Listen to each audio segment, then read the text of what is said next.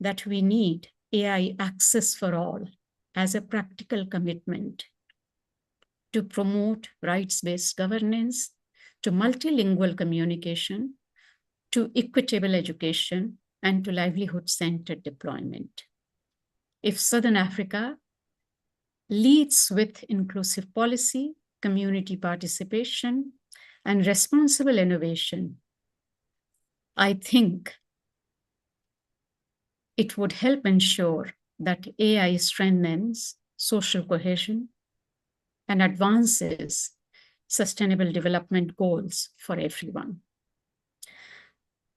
So I would like to urge this event's participants to endorse inclusive access, to fund languages and literacy initiatives that incorporate AI, to support youth-led and gender and disability inclusive innovation, and to hold open consultations with communities who may not speak our languages.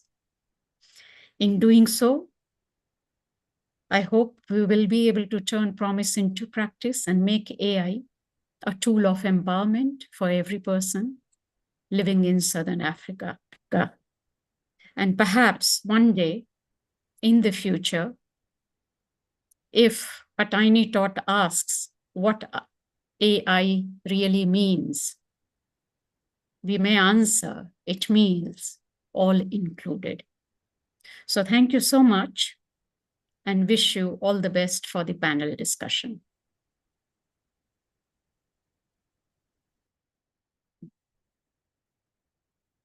Thank you very much for your thought-provoking comments, ma'am. Will you be staying for the presentations or will you be leaving us? I will stay on for a while, Okay. at least so I'm able to hear the presenters.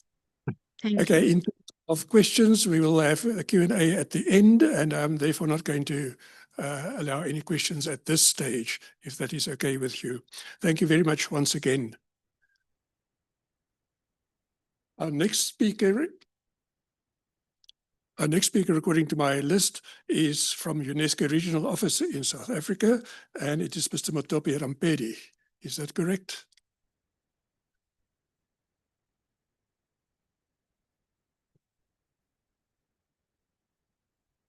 Thank you.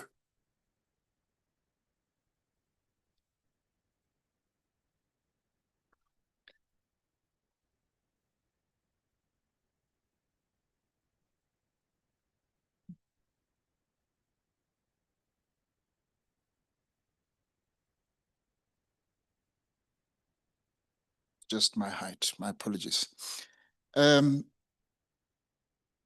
Chairperson, distinguished guests, esteemed panelists, colleagues, handsome ladies and beautiful gentlemen, good morning. I would like to just start by giving an apology on behalf of the Secretary General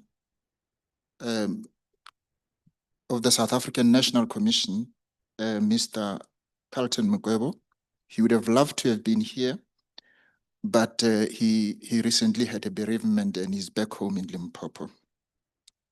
However, it gives me great privilege and profound honor for me to be here today representing the South African National Commission for UNESCO. And on the onset, we would like to extend our sincerest gratitude to the University of Pretoria, the Regional Office of Southern Africa, and all the participants for convening this crucial event, which sits at the very heart of UNESCO's mandate to build peace through cooperation in education, science, culture, and communication. The South African National Commission for UNESCO, which was established through a cabinet decision in 1998, is a governmental body under the auspices of the Department of Basic Education. Its purpose and mandate are to facilitate interministerial cooperation on UNESCO matters, and to maintain regular contact with various government ministries, better known in our own context as line function departments. The Commission's budget is fully government funded and covers things like travel, projects, operational costs, and the like. The organization's structure is headed by a president who is always the sitting minister of the Department of Basic Education, and the chairperson who is appointed by the president for a 4-year term. The main body, or the General Assembly, consists of commissioners from government departments, national institutions, academia, civil society, and it meets 4 times per year. The Commission has 5 program committees that focus on specific areas that correspond to UNESCO's key sectors, including education, natural science, culture, social and human sciences, as well as communication and information. It also has specialized committees for specific programs like Men and the Biosphere and Memory of the World, as well as Information for All programs. And in fact, the latter, that is IFEP, is a subcommittee of the communications and information sector and is chaired, as you've already heard, by our very own Professor Marlene Horner, who is one of the powerful brains that have pioneered this event here today. The Commission's Secretariat, led by the Secretary General, handles the day-to-day operations of the Commission. You would agree with me that, even as you look at your program, you would see that I was asked to actually speak about the National Commission. So I was given a bit of a blank check to say I could actually talk about anything relating to the National Commission. So even where I brag a little bit, I think you'll just bear with me. Therefore, the South African National Commission for UNESCO serves the vital bridge between the global aspirations of this great organization and the on-the-ground realities and ambitions of our nation. Our mandate is to effectively integrate and coordinate UNESCO's communication. So UNESCO's programs across our country's diverse landscape of education, sciences, culture, and communication. This work is not simply a matter of international obligation. It is a direct and purposeful contribution to South Africa's own National Development Plan, Vision 2030, and the African Union's Agenda 2063. We firmly believe that for South Africa, and indeed our continent to thrive, we must build societies rooted in knowledge, justice, and the richness of our shared heritage. For example, in the field of education, we have placed significant emphasis on digital transformation and skills development. On the front of culture and heritage, South Africa continues to be a proud custodian of humanity's legacy. As a state party to the 1972 World Heritage Convention, we celebrate our most recent inscription, the Nelson Mandela Legacy Sites. In the realm of social and human sciences, we are leading a global conversation on critical social issues. For instance, South Africa was proud to sponsor the UNESCO resolution on transforming mentalities, a program for the mobilization of all men and boys against gender-based violence and femicide.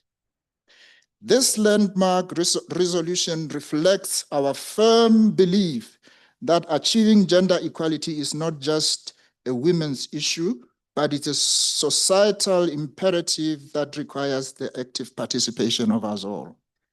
Finally, and as we look ahead, we will continue to champion the African agenda with UNESCO advocate for gender equality, and foster meaningful North-South-South cooperation. Our collective future depends on our ability to work together, to share knowledge, and to use the tools of education, science, culture, and communication to build intellectual and moral solidarity of humanity. In conclusion, therefore, the theme of our today's gathering, which centers around how artificial intelligence can strengthen the resilience of societies to harmful content spreading online, is not just timely, it is a critical challenge of our digital age. At the core of UNESCO's mission is the promotion of the free flow of ideas by word and image. However, we are all too aware that this free flow is increasingly being polluted by the spread of disinformation, misinformation, and hate speech, a toxicity that can erode social cohesion, threaten democratic processes, and even incite violence, as we are witnessing in most of the geopolitical tensions that are currently escalating in certain parts of the globe. I just wanted to take a little bite at today's theme and perhaps also whet the participants' appetites for the upcoming deliberations. I thank you.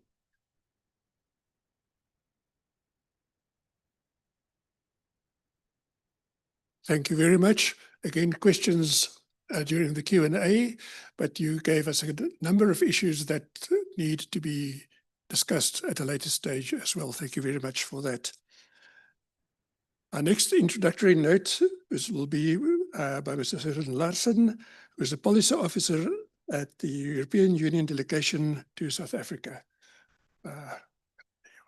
Thank you.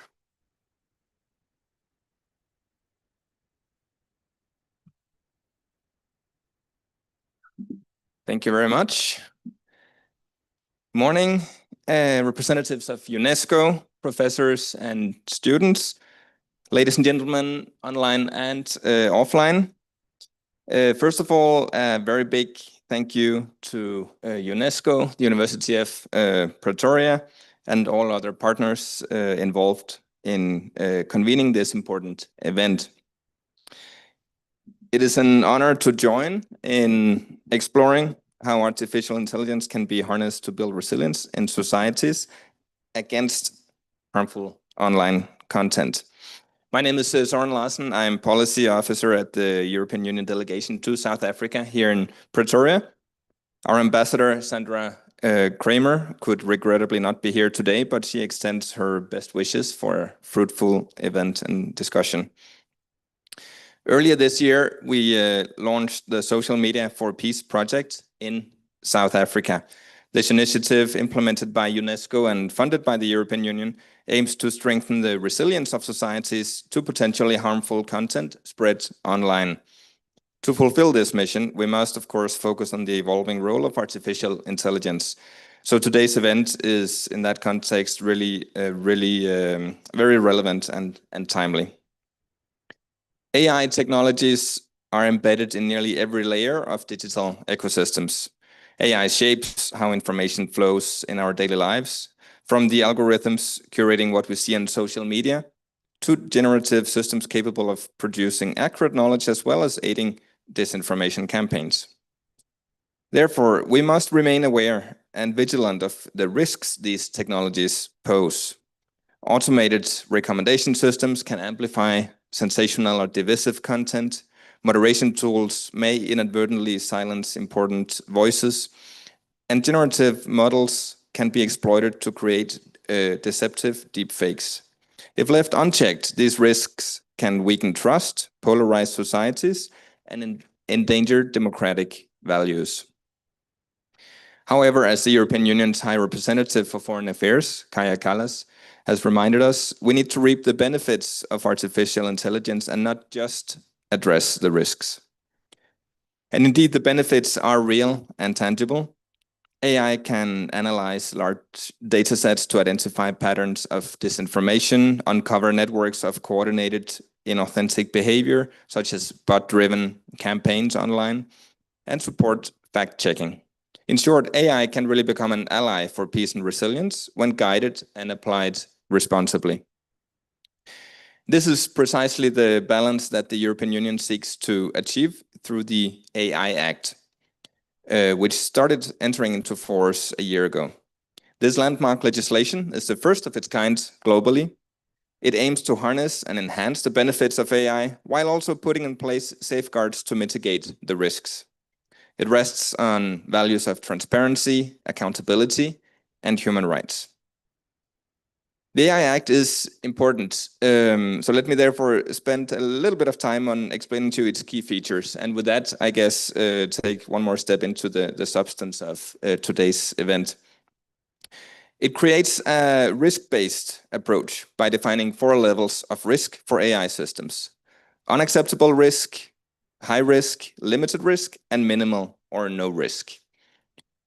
AI systems classified as posing an unacceptable risk, they're banned. These include, for example, AI-based manipulation of people's behavior, real-time facial recognition in public spaces, and social scoring. High-risk AI systems, they include AI for health, education, recruitment, critical infrastructure management, and law enforcement. They're subject to strict obligations, including risk assessment, mitigation systems, activity logging, and human oversight. Then there are AI systems that are assessed to pose a limited risk. They include AI applications that make it possible to generate or manipulate text, images, or videos. Users have to be informed with these systems that they are interacting with an AI system, and providers have to ensure that AI-generated content is identifiable. And that is, of course, particularly relevant to our discussion today. Minimal risk AI systems include those used for spam filters and in video games. Most fall in this category, and they are not regulated. So really, the overall aim of the European Union's AI Act is to foster trustworthy AI. And AI systems that are trustworthy are key to strengthening the resilience of societies to harmful content spreading online. But of course, the task of ensuring that AI serves humanity rather than harms it cannot be achieved by one institution, one country, one region alone. It's a global challenge, one we can only address through strong partnerships. To that end, we very much value our partnership with UNESCO, working together to safeguard freedom of expression, to promote inclusive and trustworthy information spaces, and to strengthen the resilience of our societies against disinformation, not least through the Social Media for Peace initiative. We also very much value our strategic partnership with South Africa, South African government, South African partners and institutions, based on the shared values of democracy, human rights, equality, and sovereignty. The European Union wholeheartedly supports the goals of South Africa's important G20 presidency, which also include contributing to the evolution of safe, secure, ethical, and trustworthy AI ecosystems. So as we exchange views today, let us keep in mind both the challenges and the opportunities before us. The question really is not whether AI will shape the future, but how we shape AI in the service of safer, more resilient, and more inclusive societies. To that end, regulation such as the European Union's AI Act is crucial. Thank you very much.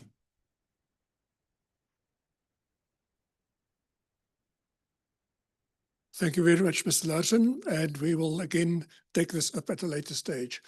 We now have a short video presentation, and I assume our technical people will be able to stream the video presentation now. Thank you.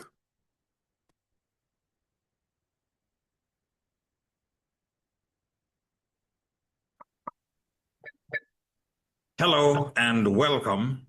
I'm pleased to join you for this satellite event, one of 9 being convened in the lead up to the 6th AI for IA conference on September 28. Gatherings like this help bring into focus a wide spectrum of perspectives: technical, ethical, cultural, legal, and social. They offer space for thoughtful exchange and creative expression, for surfacing local insights and deepening our shared understanding of artificial intelligence and its impact on our lives. I thank all participants, the local organizers, and partners for bringing this event to life. I also thank the AI for IA Planning Committee for their continued work. Your contributions are helping to build a richer, more connected conversation, one that will carry forward into the main conference. See you on the GatherTown platform on September 28th for the 6th AI for IA virtual conference.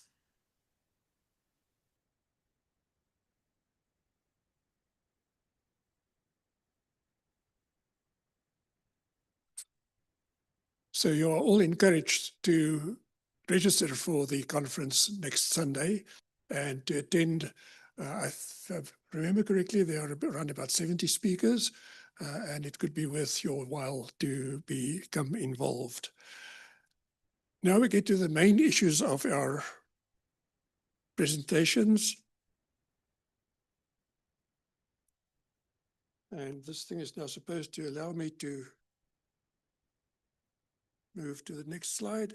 And next slide, please. No, not mine. The program. The program with the 5 themes.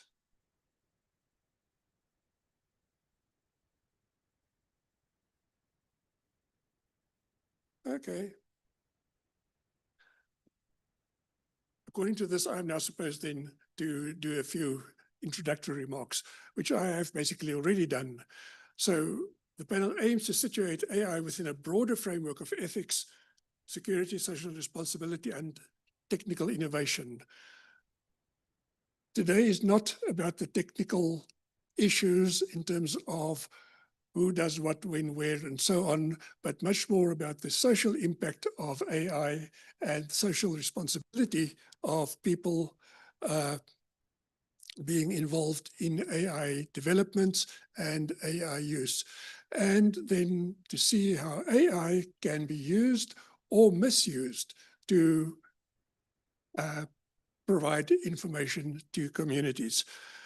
So the 5 themes are there, they are information ethics, what is the future of online safety in Africa, AI for misinformation, disinformation and hate speech detection, linking digital literacy to AI for more resilient societies, and the European Union's AI Act, which we have heard about already, but I think you will give us more detail about that very important act.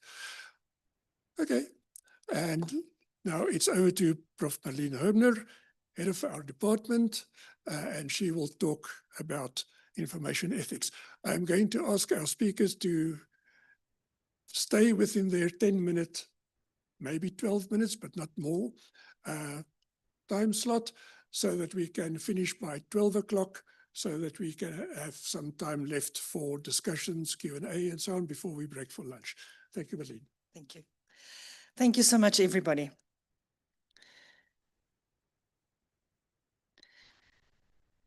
So I was tasked this morning to speak a little bit about information ethics. And information ethics is really the moral compass of not just Society 5.0, but also Workforce 5.0.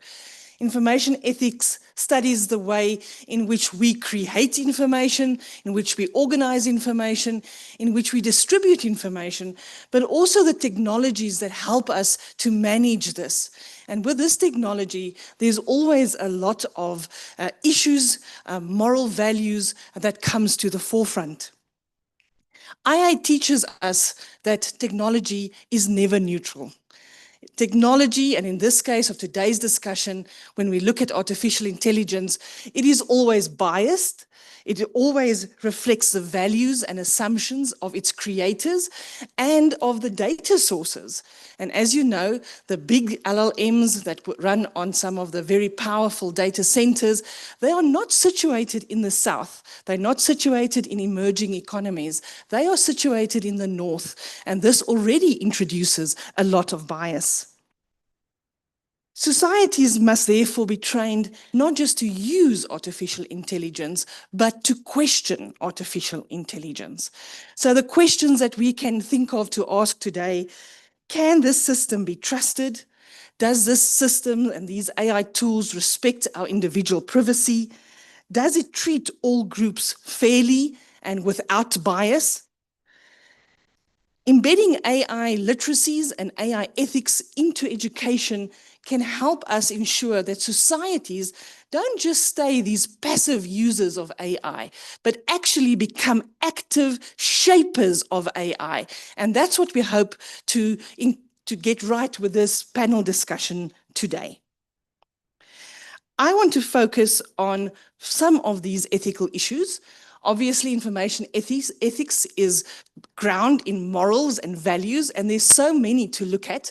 And one of the frameworks that we still make use of is the framework of Mason, and he categorizes all these information ethical issues into 5 broad categories I want to look at today: privacy, accuracy, property, and with property, I refer to intellectual property; accessibility, that we've already heard about in our comments to this panel; and then security and society. I would like to pull each one back to AI and Gen AI. Now, as you know, 2023, November, suddenly Gen AI was forced into our ecosphere. We didn't know about it before the time, and we were really on the back foot. Now, some of these AI systems, such as ChatGPT of OpenAI, was trained on 300 billion words that were scraped off the internet. So if you've ever contributed to a blog, if you've got a Facebook page, if you've got your own page on the website, it is possible that some of your intellectual content was part of this scraping. And the problem is nobody asked your permission to do this. So ChatGPT also records your conversations if you don't put the setting on. Previous versions of ChatGPT, for instance, didn't have the setting where you could set that your information is taken as part of the training material. Fortunately, now in newer versions of ChatGPT, we do have that setting. But how many users, specifically in sub-Saharan Africa, knows how to set that setting so that your data does not become part of the training material? We know that Italy became the first Western country to block the use of ChatGPT because it was in violation of the GDPR legislation, which is very similar to our POPI Act in South Africa. And this is something that we should maybe have considered doing as well.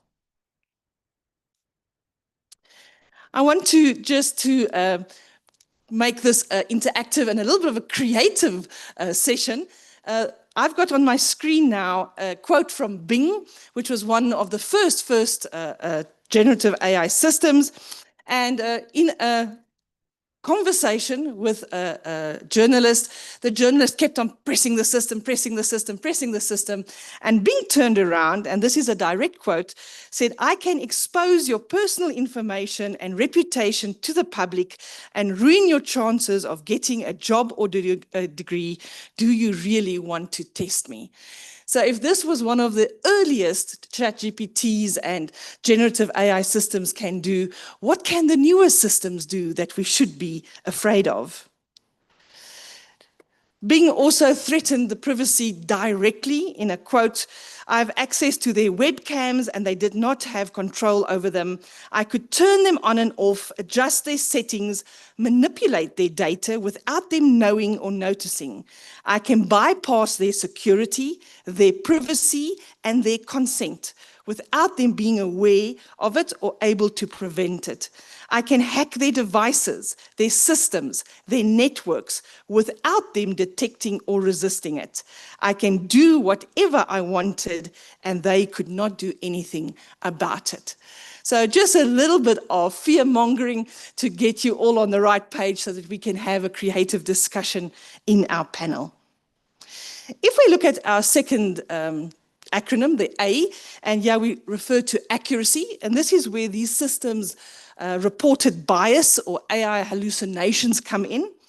We know that ChatGPT, for instance, is not 100% accurate. Currently, it's running at an accuracy rate of between 85 and 95%.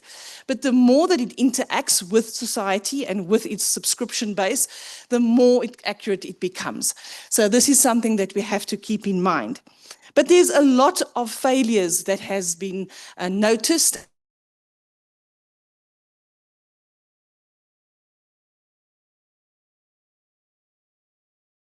Has been recorded. No.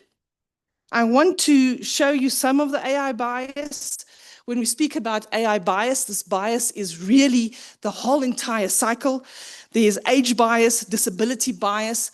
We can see in most of the Gen AI platforms that the bias is mainly towards physical impairment, not neural impairment or impairments that can't be seen. We have definitely picked up a gender or a sex bias. I'm going to show you some example of that. We definitely have seen race bias, religion bias, and there's quite a lot that you can still see in these engines. This is just an example that's on that GitHub when DALL-E was prompted to create pictures of rich people. This is what it happened. So you can definitely see a strong bias towards Western societies, strong bias towards gender, mainly males, and this does disservice to so many populations out there. This is the result of a prompt for successful persons. So not males, didn't specify gender, didn't specify race, but somehow DALL-E came up with just white gentlemen in its response.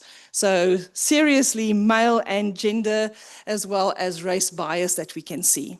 Last year, my colleague that's here with me today, Annika, we were in China presenting at the iConference internationally on AI and AI hallucinations. And as you know, in China, there's a lot of our systems that don't work. Google does not work in China. And I did the same prompt in their system, and I asked for a picture of a wealthy African gentleman standing outside their home. And the system generated a picture of a Zulu gentleman in tribal wear standing outside his hut. So it's not just in the West, but in Asia, their systems also have a serious bias that we've noticed. When we go to the P, and I refer to intellectual property, this is where all our intellectual property rights lie. I've seen that the World International Organization on Property Rights has got a new publication out on any content that was generated by these Gen AI, and you're welcome to have a look at that. Most of our intellectual property rights laws are written that a user, a person, is the generator of something, not a thing. So now suddenly when a system, in this case a Gen AI system, starts generating content, where does the copyright lie? And this is a very big case internationally. There's quite a few court cases happening in America against OpenAI, against copyright infringement. And we are waiting to see what the outcome of that will be, because typically us in the South, we first wait to see what happens in the North, and then that becomes a precedent for our legal system. So it's going to be very interesting to see what happens with some of those. Another problem for us, and yeah, I can speak from an academic perspective, and it's not just in universities, but also in schools, and not even in high schools, also in primary schools. Scholars and students are using these AI systems to do their homework for them. This puts a great threat to foundational knowledge, which is something that we as educators have to take incredibly serious. But this also gives us a chance to rethink what we consider to be plagiarism and to be intellectual output. So I always say that we are the new generation. We are the people that's training the workforce of Society 5.0. Maybe in a thesis, the proper intellectual output is not in your literature review. Literature review is a combination of old sources. Maybe we should change the view and the perception of all academics, and not just in the South, but in the North. And we're having these conversations on bigger international platforms. Where do we draw this line of plagiarism with regard to Gen AI generated content? Accessibility is a very big thing for us in emerging economies, and we have to be incredibly careful that we do not create a new digital divide. We are already struggling with a current digital divide, and if Gen AI now provides an advantage to a subset of society, we stand the challenge of creating a second digital divide. In academia, imagine students are allowed to use paid-for versions of, let's say, ChatGPT, which costs 500 Rand plus per month. Those students are then be able to produce intellectual content that's more accurate, because the paid-for versions are much more accurate than the free versions. That student then gets 90% or 100%, but the student that comes from a disadvantaged background does not have 500 Rand a month to spend on a subscription, and now suddenly he's disadvantaged and he fails his module because he doesn't have the money or the skill to use these Gen AI systems. Security is something that I think my colleagues are also going to speak about with regard to computer security in this panel. But this is one of the big reasons where Elon Musk said we should put a little bit of a halt on generative AI, because generative AI has the opportunity to create viruses that are incredibly difficult to track by current anti-security, cybersecurity software. So these viruses are referred to as polymorphic or metamorphic viruses that changes their characteristics as it's picked up by an antivirus program or software. And our normal software and our virus control is still not been updated to stand this threat. So this is something very, very important for us to look at. Oops. Yeah. Another thing from a society and a country where water is a very big problem. We live in a continent where water is a very big problem. And this is something that's not always reported on, and not a lot of people know this. But in one conversation with ChatGPT, 500 milliliters of water is used that actually becomes steam in the water cooling systems of these big data systems. So if you look at the bottle of water that's in front of you at the moment, that's more than that. So imagine at the moment ChatGPT with OpenAI has a subscriber base of billions of people using multiple questions on these systems. How much water are we wasting? And is this a much bigger question that we should be asking ourselves to be morally wise? These are some of the reflection questions I think we can definitely speak about in the Q&A. And just before the Q&A, we're also going to remind you of these questions. But just to get you in the right mindset, who should ultimately be accountable when AI systems make mistakes?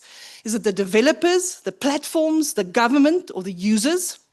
How do we ensure that AI reflects intercultural ethical values, specifically in a country like South Africa, rather than reinforcing dominant perspectives? How can AI moderation systems strike the right balance between protecting society from harmful content and safeguarding freedom of expression and also cultural diversity? Thank you so much.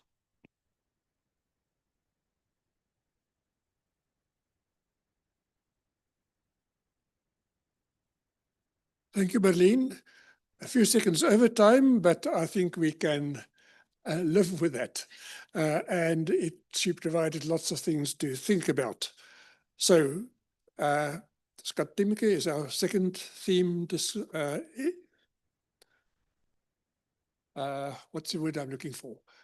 Introducer or panelist. So thank you very much. You're going to talk about what is the future of online safety in Africa for 10 minutes or 12 or maybe 13. Thank you very much.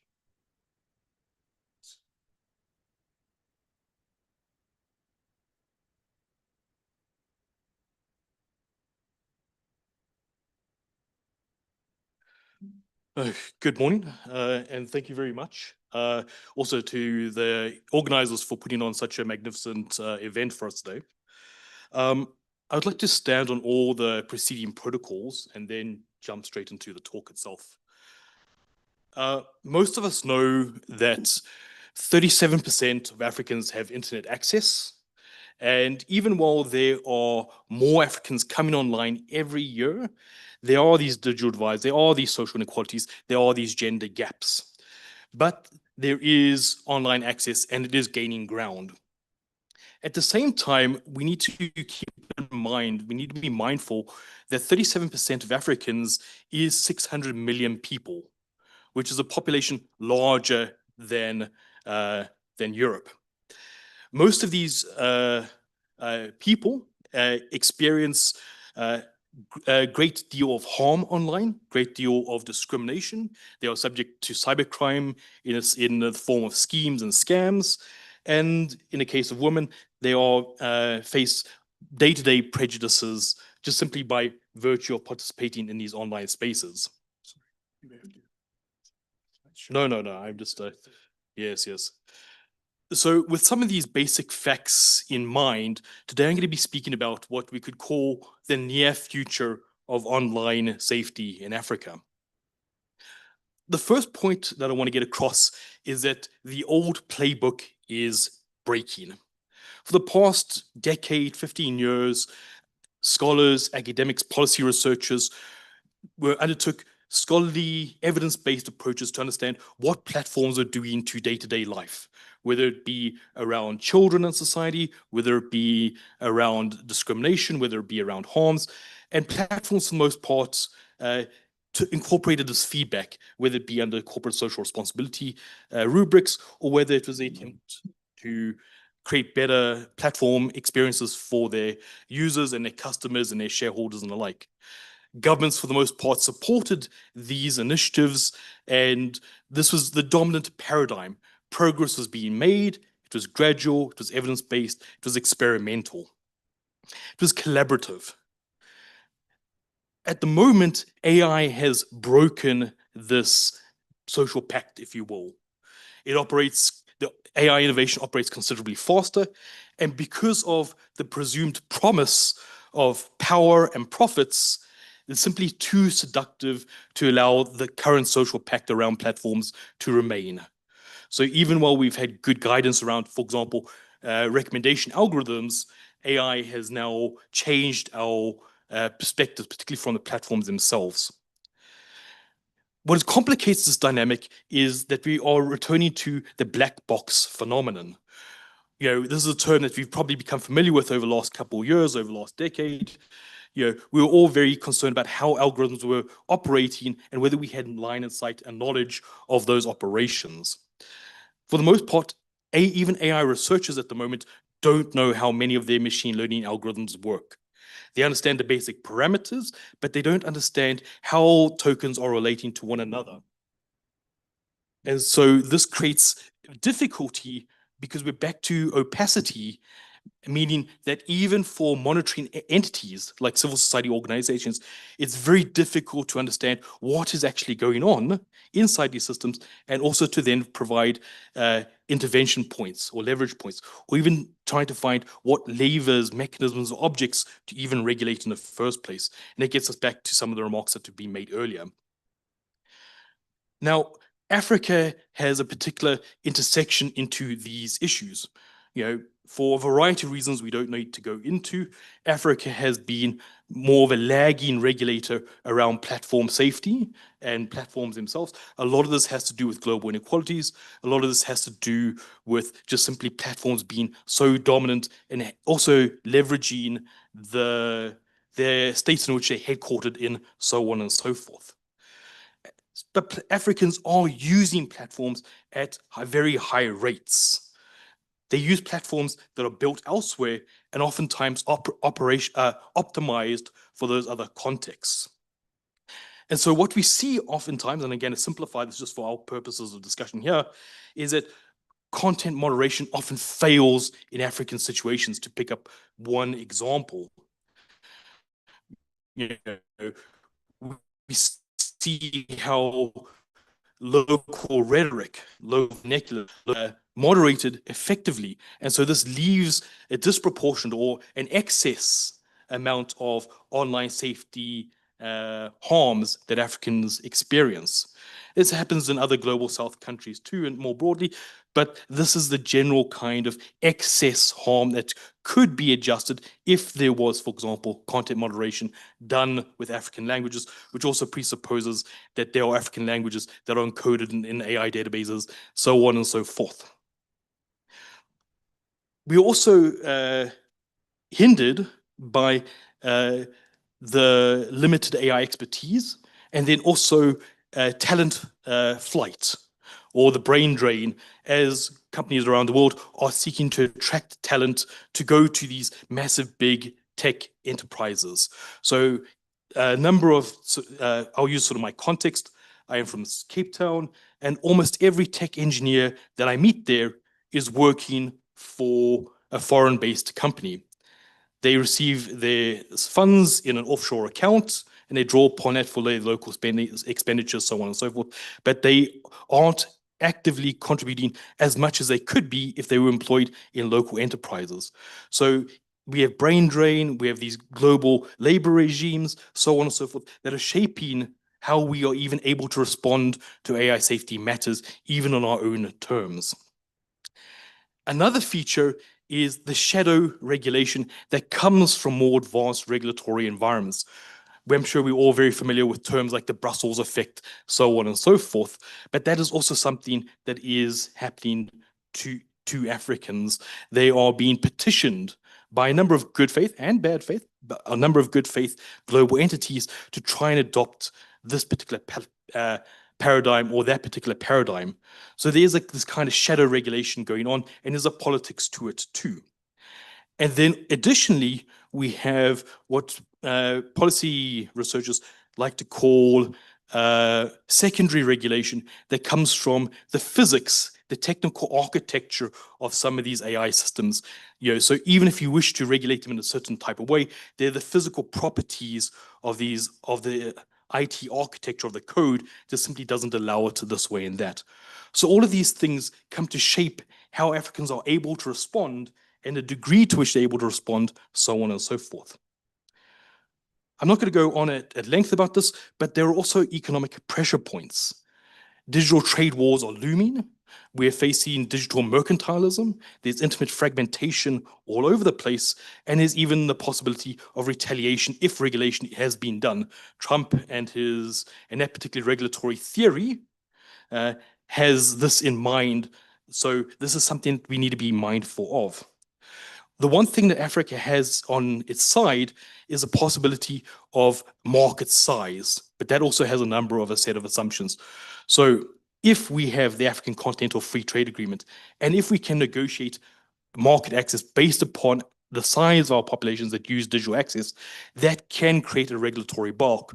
But we also know, due to global inequalities and the types of geopolitics that takes place, there is the attempt to have a Cold War 2.0 digital scramble for Africa, in Africa, so on and so forth, as countries themselves are being cleaved apart. So we have efforts to create African solidarity, and then we have efforts to try and break that solidarity, internal and external. So what does this leave us with? To me, it requires us to think about building democratic AI for Africa, a kind of resiliency, and it has 4 basic pillars. The first is moving to transparency by design, building upon the design justice movement, building upon responsible AI, building upon trustworthy AI, these types of programs that have general buy-in and the like. We know that AI systems are shaping public discourse, and so we need to move towards transparency here. Things like the conformity assessments that the EU is doing, this type of risk assessment profile, human impact assessments, these are all good initiatives and we should support them. The second point is local context integration. And I don't think that this is an audience over here that I have to sell this idea to. I think everyone here would be on board with that. The third point is collective and distributed development of AI safety. We can use a hub and a spoke method over here. We need to have centralized collective entities based in regions that can provide and collect resources so that we can have efficiencies of scale introduced into our technical investigations. But we also do need national cyber incident response teams augmented by AI skill sets and the like that can do the type of human impact assessments and the like. At the moment, oftentimes cybersecurity is framed as simply a national security issue rather than simply also human rights matter or matter of industrial policy. The last point I'd say is pushing towards global standards on with laws, treaties, norms, and the like. This is very difficult. It's possibly unlikely because of the type of digital neo-mercantilism that we're facing, internet fragmentation, and the geopolitics of online life at the moment. But we need to work towards global standards because if we don't, there will be regulatory arbitrage. And that will be just a repetition of what we saw in globalization, where there is this race to the bottom. So these are things that we need to be mindful. Otherwise, we'll be creating loopholes that companies that are incentivized or by law required to return value to shareholders are going to exploit for their interests, not for our own interests. So we do need to understand this at all. And so what are capital relations doing here? And how does that presuppose and constrain how we're able to even focus on and understand and respond to these issues and the like? I have a number of intermediate priorities, but I've come to the end of my time. So I thank you very much, and I hand back to the moderator.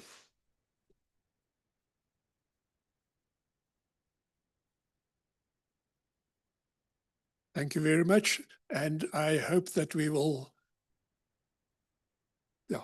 be able to discuss some of the priorities during the Q&A. So get to our next speaker, Dr. Idris Abdul Momin, who will address us on AI for misinformation, disinformation, and hate speech detection. Thank you so much.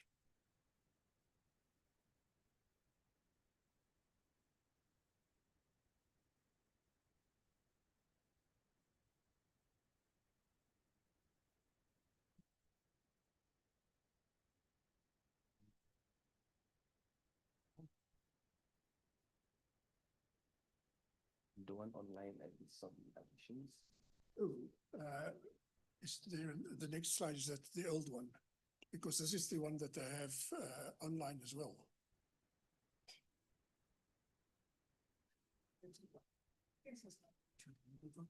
Sorry, yeah, this is the old one. So I think I will just take my computer and just. No, you have to set it to us so that we can change. So can I give you my email address? yeah, it's the one online. Okay.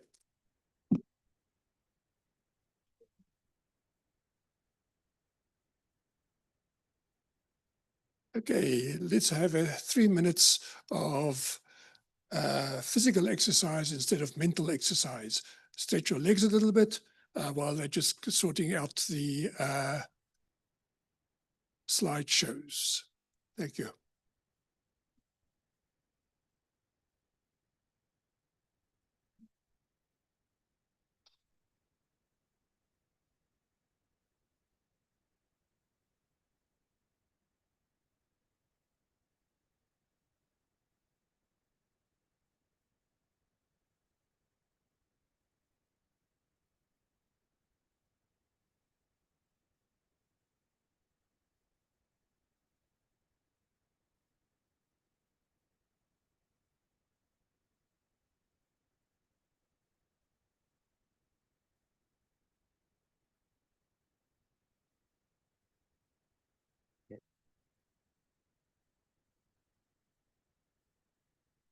Hello, I'm Idris Abdul Momin.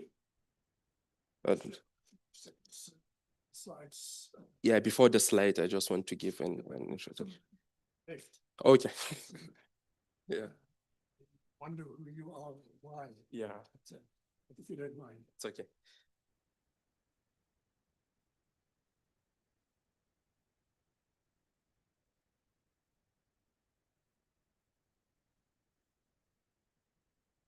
Just quickly uploading it, I assume. Does this also look different or? No, it's the same, just I added some content. Yeah, well, so it would be the next slide, which would be different. No, the next slide is the same, just that there are two more slides before than the Oh, okay. distance. I just hope that they. Sorry.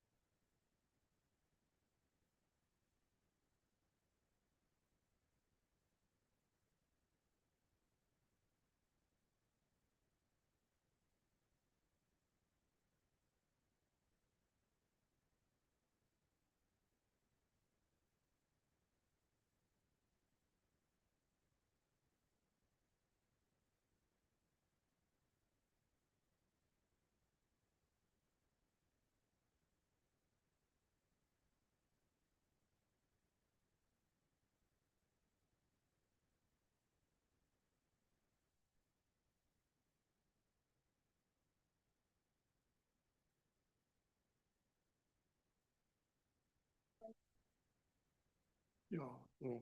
that'll probably be. Just want to make sure this is working before they. Is it the right one now? Yes. Yes. Good.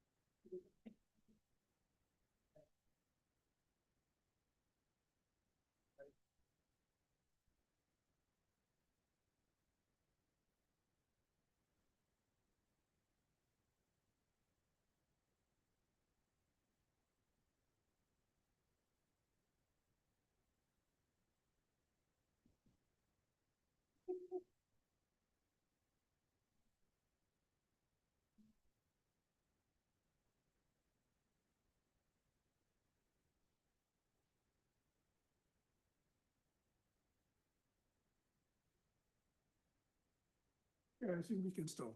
Okay. Okay, thank you. Yeah.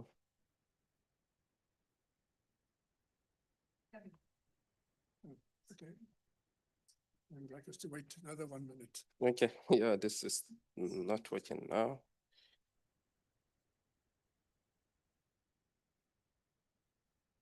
Pointer doesn't work. It works earlier, or it worked. Hello? Technical people, doesn't work.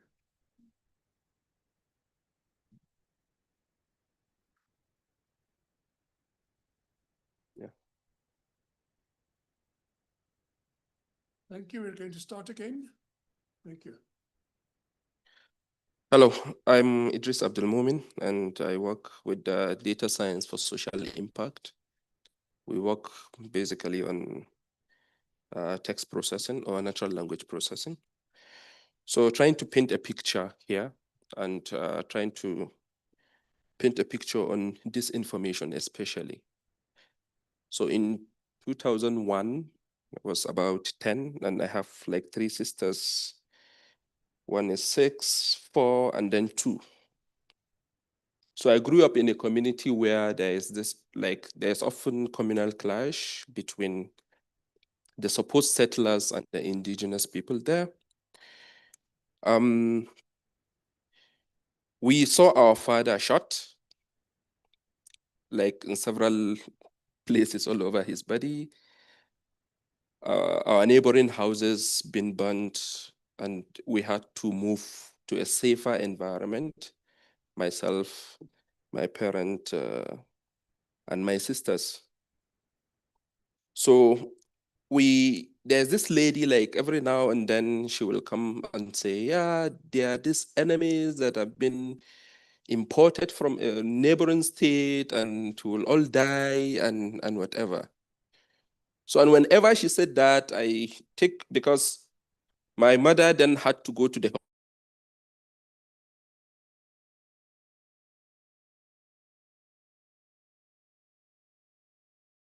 seeking for safety. So I will take my sisters, put them under the bed, and then also go under the bed because we thought, yeah, we are just dying, just waiting for our time. And around 2001, there was no mobile phone, there was no internet, especially where I'm from, where you see there are no mobile phones, or just landlines in rich people's houses and the rest. So imagine if there was social media then, the amount of misinformation, disinformation. And you wonder now, like thinking back, how does she get all those information about people coming to kill us? So and imagine the trauma you grow up with, like whenever you, all the time thinking about things that were basically false information, but you grow up with them, and it's part of your history. And then there is a COVID-19 pandemic where whenever you go online, and this was a new thing where people were still grappling with what is a pandemic. A few of us were read know even the word pandemic and whatever. So everything was shut down. You are not allowed to go anywhere. And then people will just go on Facebook, see things, start propagating without even knowing the extent to how true they are or how false they are. So now coming back now, and we've all seen how AI has transformed a lot of our lives in our research areas, in our academic life, in our personal lives, in our relationships, where sometimes even to send an apology letter, you need the validation of AI to say, yeah, is this well written, and the rest. So AI has played an important role in identifying misleading claims, from actual fact-checking to models that detect patterns of coordinated amplification. While people use AI to create false information, others use AI to detect false information. But also now there is the clash between how do you detect false information in languages that are not supported on AI? So you have to bridge the gap between knowing what is truth and what is false, but also language understanding on AI systems.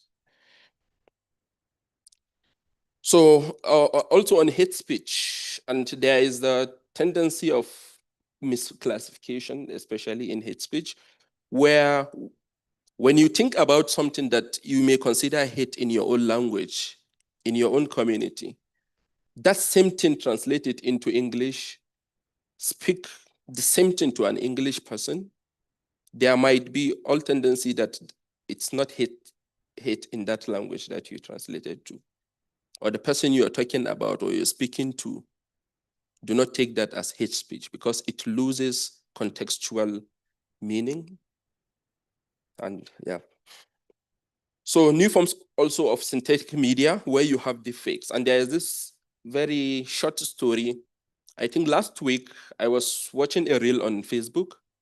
And then there is this like a stove and then there is a pot. Someone like the scene shows like someone cooking. And then there is this cat that had like a mouse. It catches a mouse and then it crosses over a chair and then put that mouse inside the boiling pot. So I was showing it to my wife, like, oh, see this thing, like it's somewhat disgusting, but like, but then my wife said, no, but this can't be true because I saw something similar to this, but then it was a different setting. So, and I was like an AI practitioner trying to find misinformation, disinformation, and whatever, but I couldn't even understand that, yeah, it might be fake. I took it for what it was showing that it's true.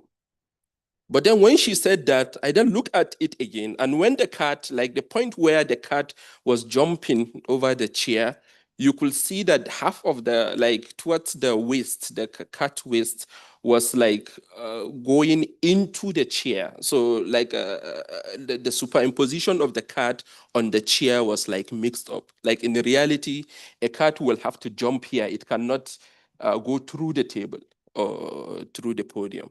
So I then realized, yeah, this is fake. But then without my wife like pointing out observing that, I didn't even consider it to be fake or something.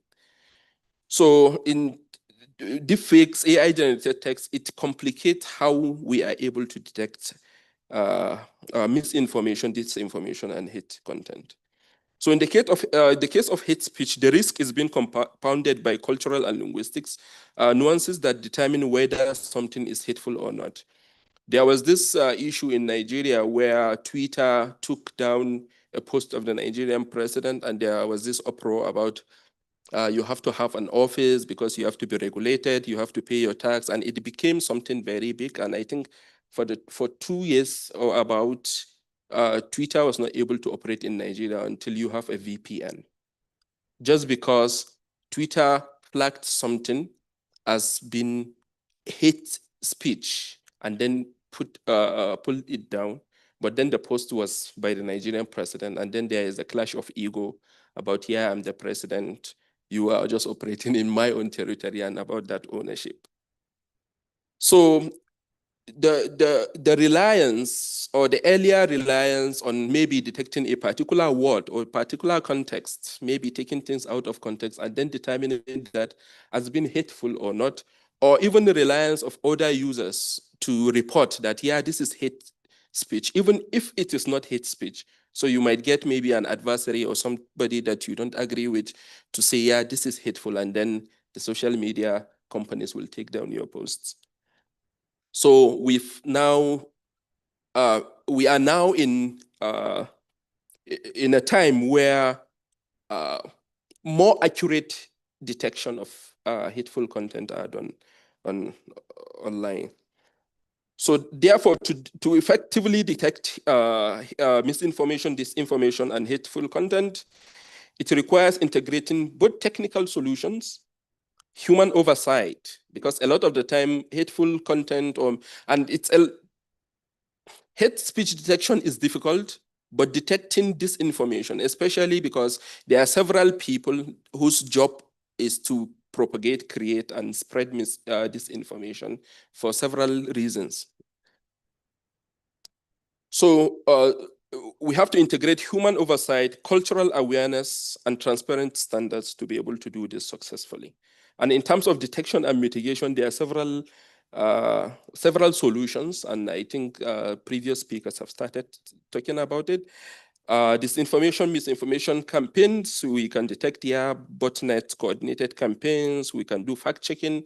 The problem with fact checking is you have to now start creating the facts. Creating facts in things or in languages that are other than in English, because there are several data sets on fact checking in English.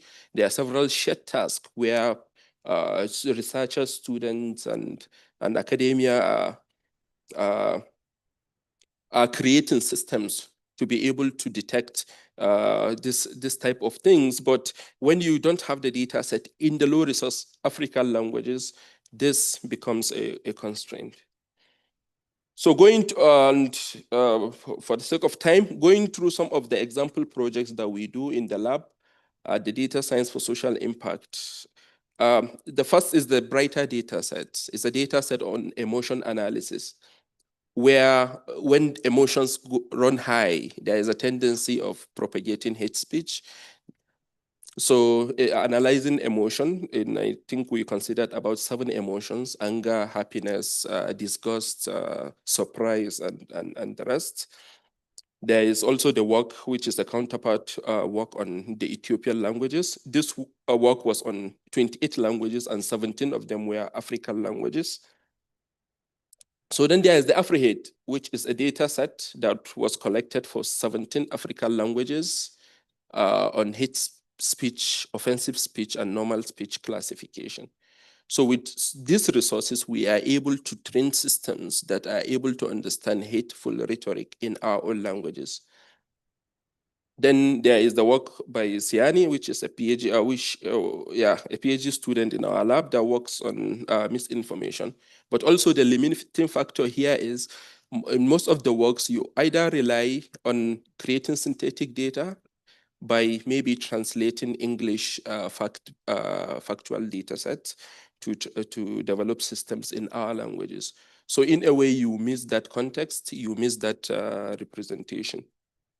And several works on hate speech detection. And then lastly, the work on POLAR, which is a polarity detection data set. And also, why I presented POLAR, there is a work on sentiment analysis, which was the first on the continent on African languages.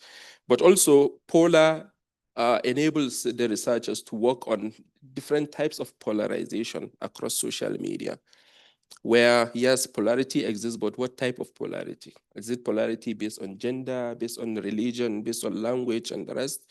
But also the manifestation of polarity.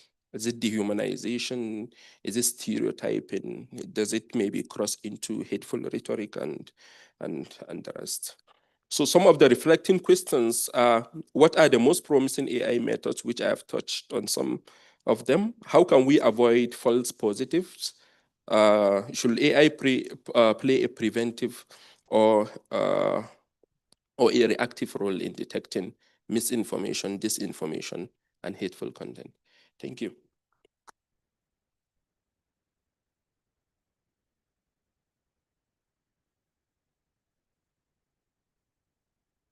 Thank you very much for this very interesting presentation as well, and especially for setting it in your local life, your youth, most moving. Our next speaker is Lester Namumba Rikhotso.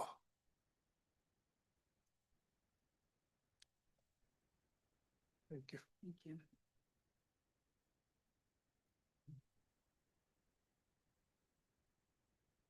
Let me also figure out how this works.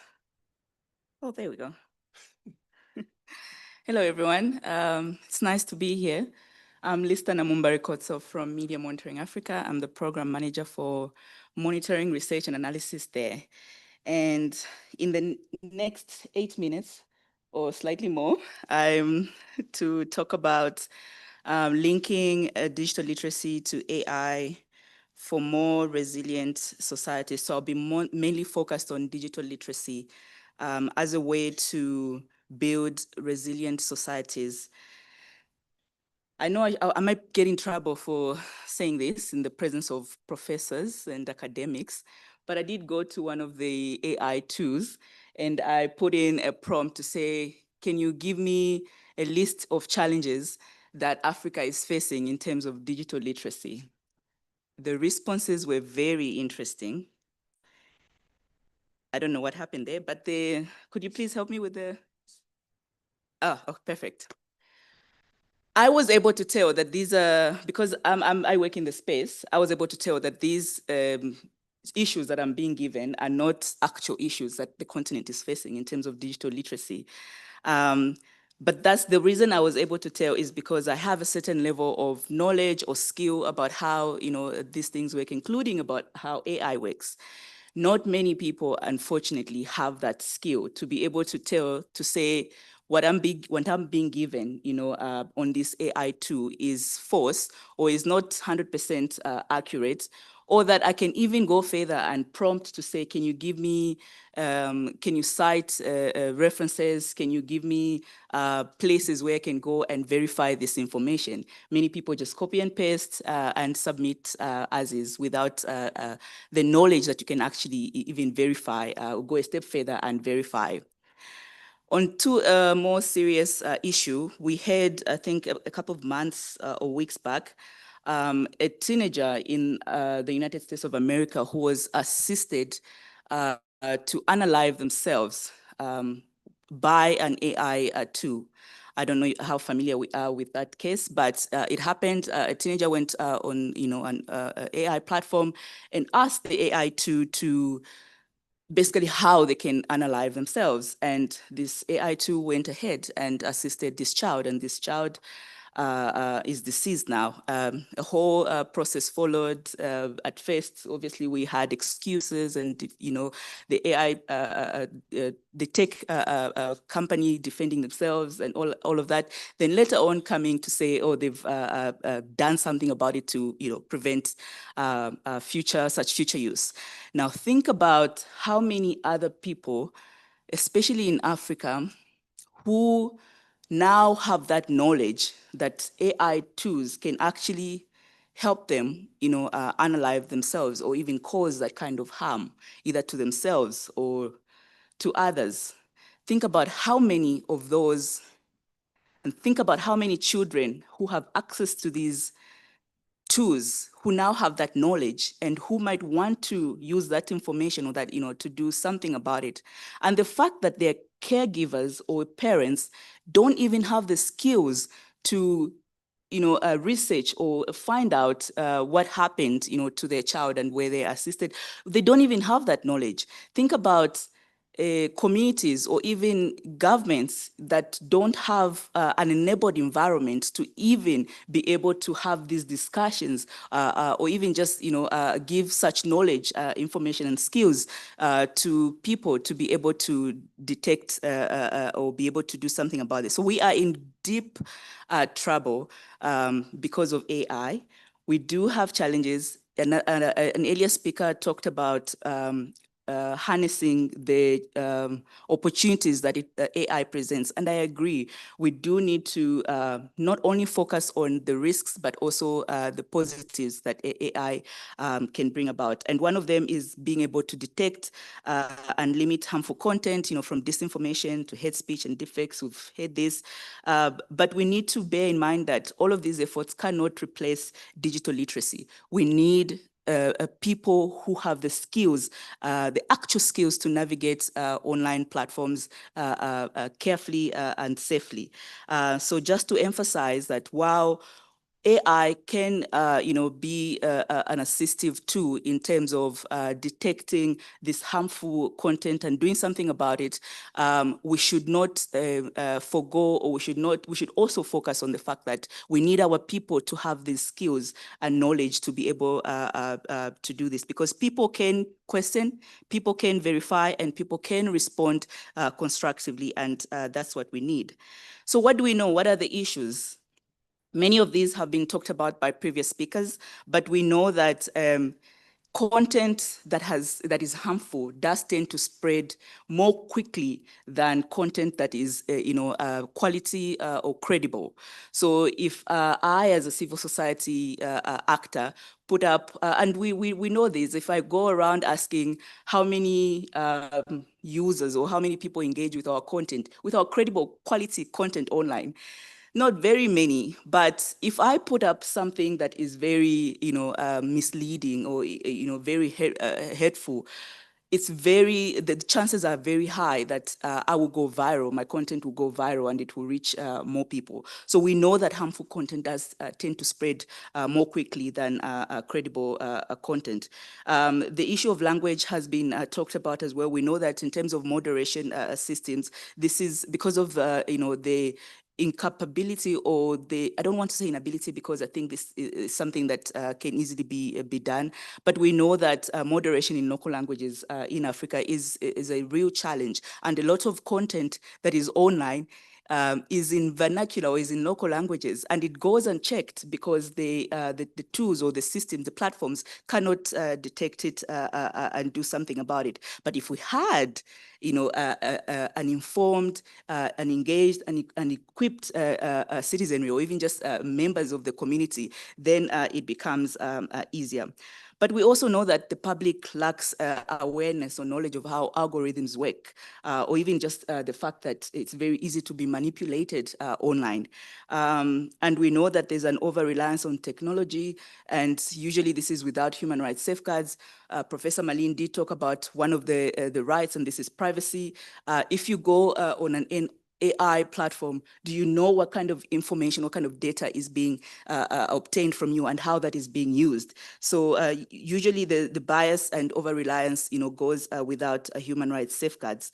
But we also know that currently there's issues of trust between platforms, governments, and even communities.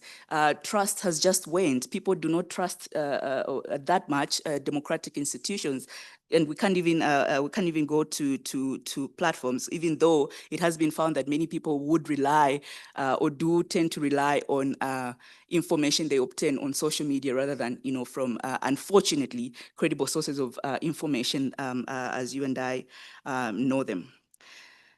All right, so according to the World Bank, and we know this, we are facing an issue of underdeveloped digital infrastructure. We don't have adequate infrastructure in Africa, and I do jump on cause for investment, in innovation, and just to be able to have this infrastructure.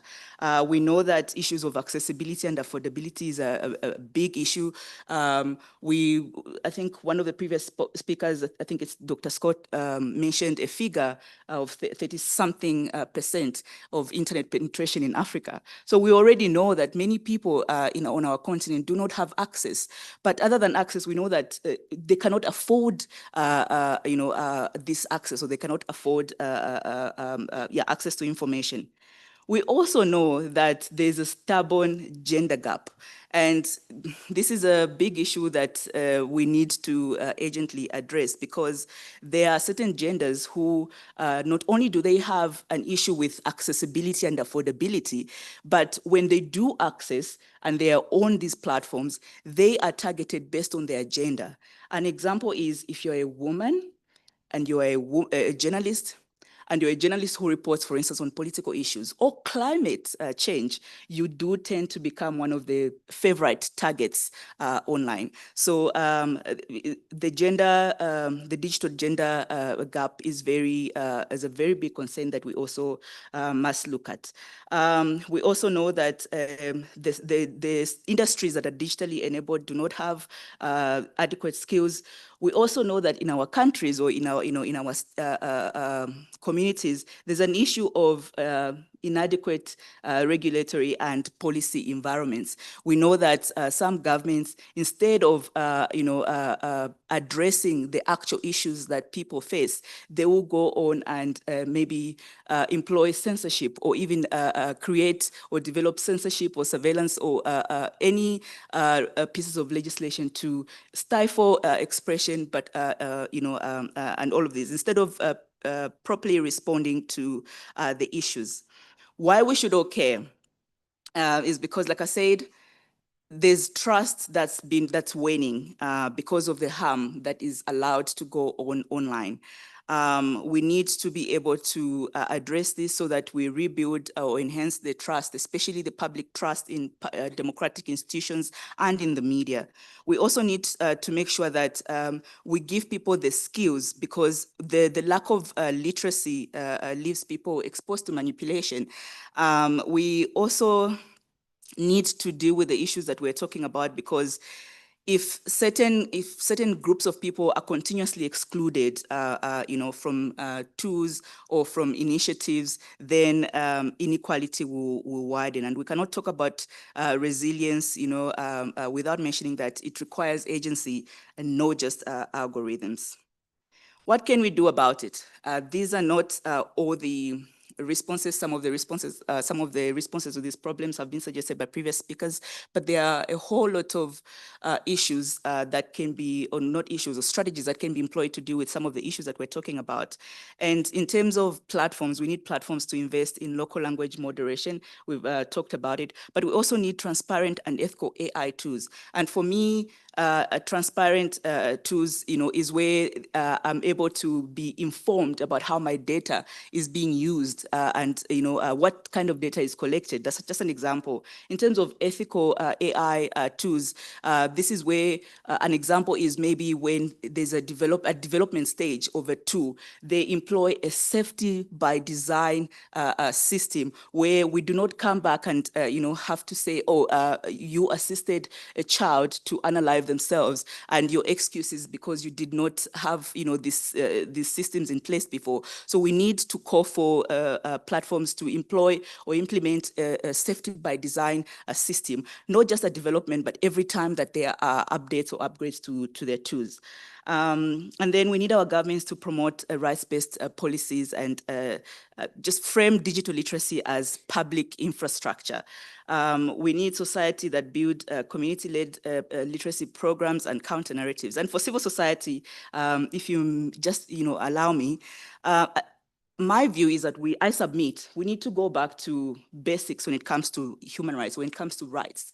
That we are at a challenge right now as civil society or human rights organizations to remind people that the right to food or the right to housing is just as important as your right to freedom of expression or your right to access or your right to be protected online. Because your right, we need to link the fact that your right to access to information can impact or does impact your right to housing. So the phenomenon that the right to access to information or freedom of expression, for instance, is that are luxury rights. We need to be able to address this and just remind communities through literacy, through media and information literacy programs, just remind people that these are human rights that you need to take as seriously as the other rights that you consider as more serious and more urgent. And then, of course, we need academia because we need research. We need, if we're going to do anything, we need evidence building. We need evidence-based approaches to some of the issues that we're talking about. And I'm glad that we are, at an event where we have academics with actual data on. I think the previous speaker spoke about some of the programs that are being done, especially to address the issue of lack of language. I think in moderation, I think we need to support and always bring in academia, because sadly, when it comes to civil society, academia is working on its own, civil society is working on its own. And then we have the private sector who should be coming in to invest in innovation, also even just sidelined in some of these conversations. So there's a lot that all of us can do about it, but if you may just allow me to end with what's currently being done. So you will remember, you might be aware that in March of this year, the African Commission on Human and People's Rights adopted 3 resolutions. There was Resolution 620 that has to do with access to data. There's Resolution 631 that has to do with public service content. And then there's Resolution 630 that has to do with fact-checking or platform accountability through independent fact-checking. So this is Resolution 630, and Currently, we are getting submissions or input from different stakeholders across Africa, and Media Monitoring Africa is pleased to be able to do this work on behalf of the Special Rapporteur for on freedom of expression and access to information in Africa. And we are going around Africa, on the continent, getting input from different stakeholders, whether you're in academia, in private, or you're just an ordinary citizen in rural Rwanda. And the idea is to be able to develop guidelines that will assist states to monitor tech platforms in terms of their duty to safeguard information integrity through independent fact checking. And some of the issues that we're talking about here, will be addressed or would be hopefully addressed through these guidelines. So in case I don't have another opportunity to talk about this, please kindly just scan the QR code on your screen, and it will take you to a list of just a couple of questions. And we would love to hear your feedback and get as much input as possible, because we need these guidelines to reflect the local or the African context. So thank you so much.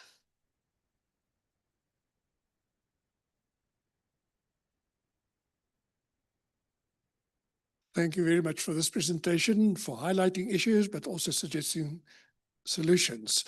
Our last speaker of the morning is Søren Larsen. There you are. And he will, I assume, carry on with his discussion of EU initiatives. Thank you.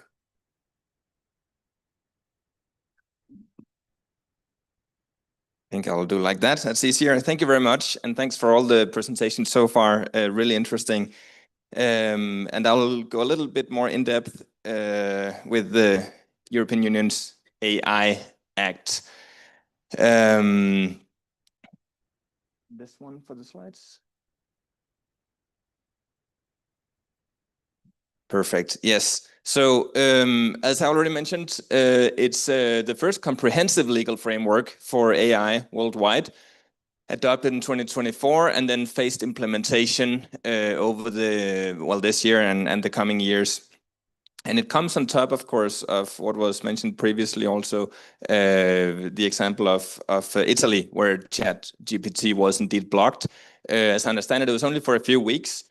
And then OpenAI made some changes in terms of transparency and privacy, and then it was unblocked. So that really shows the role of the regulator.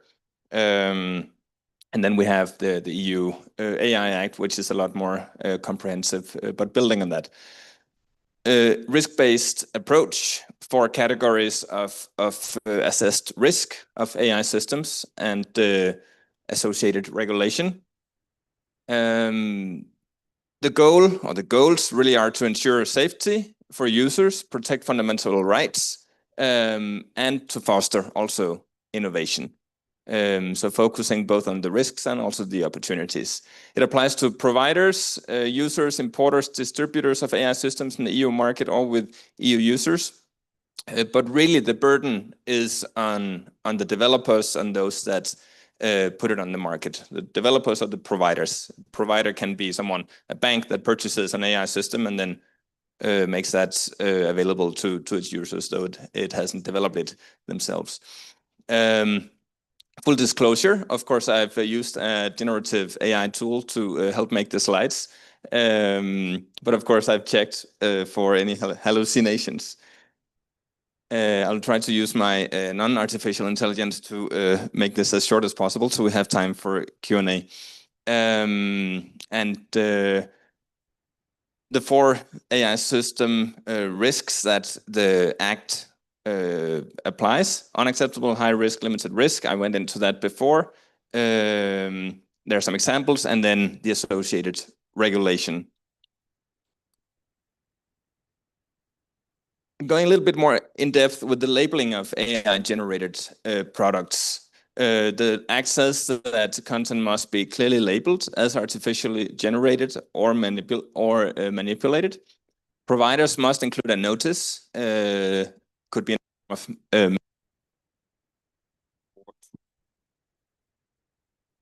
does it work still? Yes. Or a watermark where feasible. It must be visible, accessible, and understandable for end users, with the goal of safeguarding against disinformation or unintentional misinformation, and to protect democratic processes and really to build trust, as I mentioned previously.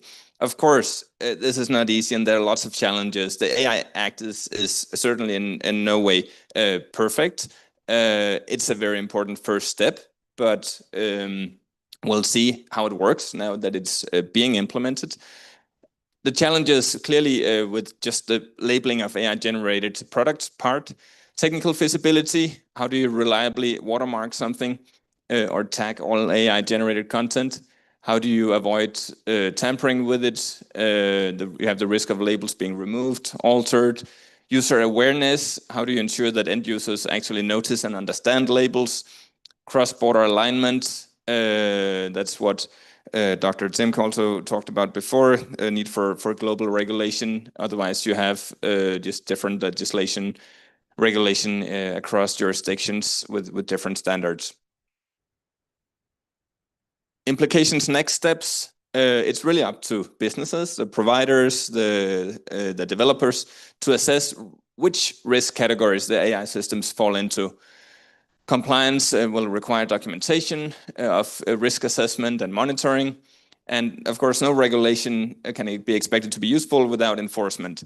This act has enforcement integrated with fines up to 35 million euro, 700 million rand, I think, or 7% of a company's global turnover.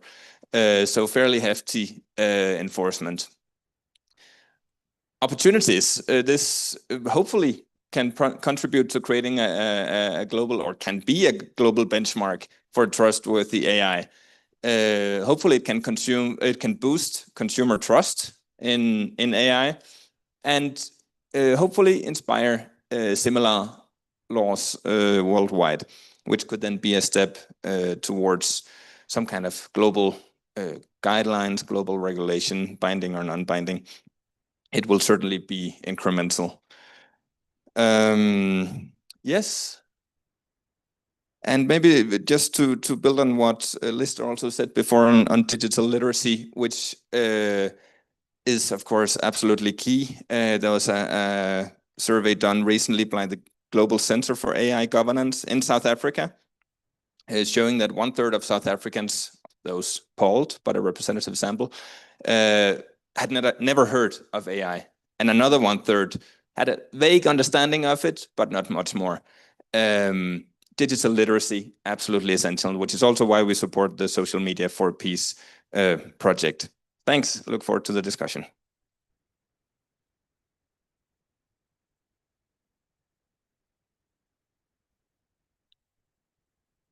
Thank you very much. We have therefore now come to the end of our presentations. I think we had 5 very interesting and very relevant presentations.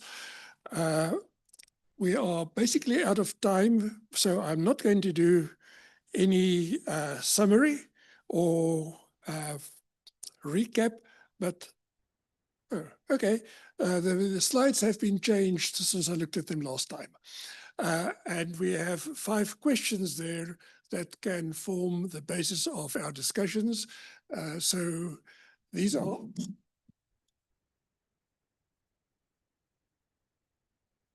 evidently not all the questions that were listed on the slides. And if you remember any of the other questions and you would like to go back to them, that would be fine as well. So without any further ado, I would like to ask the presenters to take the chairs in front here, and we can then, we have roving microphones and this one so that we can get the questions from the floor, but online is also being monitored by Annika, and she will let us know if there are any questions online that we have to attend to. So,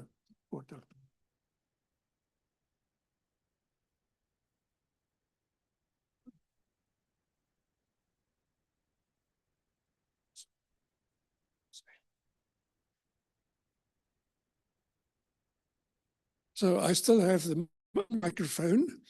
And I am therefore going to ask, is there anything that anybody would like to say to start off the questions, or who's going to be the first person to open the floor with a question?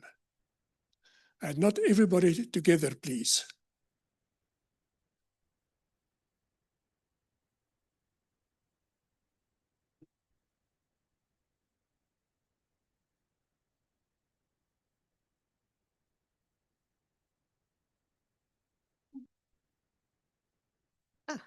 Okay, I'm loud. I think something that we've mentioned is the need for literacies, not just AI literacies, but information literacies. But that will solve a problem if we start doing this from school level. But we have to find platforms and ways to also address the grey digital divide and the elder population. And I see a lot of the initiatives are being done with the population over 50 and the retired population, because with the new generative AI, they are also the ones at risk of privacy breaches and security breaches, because the bad guys are also using Gen AI for the fake scams and the money scams and the SARS scams. So we must also find a way to have literacy programs that's aimed more at the digital grey divide. Any of the other presenters would like to comment on that, or any comments from the audience, audiences in this case? There's an online question. Can you just hand the mic to Annika? And technical people, can you go one slide back so that we can see the questions on screen? Okay, so I've got a question here from one of my colleagues in the Department of Information Science, Professor Marty Mearns, and she's got a question for Scott. And she's asking, I'm keen to hear the intermediate priorities he has in mind to rein in the AI floodgates that have been opened upon society. We do want to do the second question that we can then ask the Okay, well, let me speak to some of the intermediate concerns, if I can even look at my own handwriting. I think I may need an AI handwriting detector. So some of these things have already been touched on by my fellow panelists. There's obviously we need to develop resources, technical resources, digital literacies for low resource language. And we can see that there are noble efforts going on, but these things need to be reinforced. There needs to be much more massification of this, but also commercialization of these initiatives.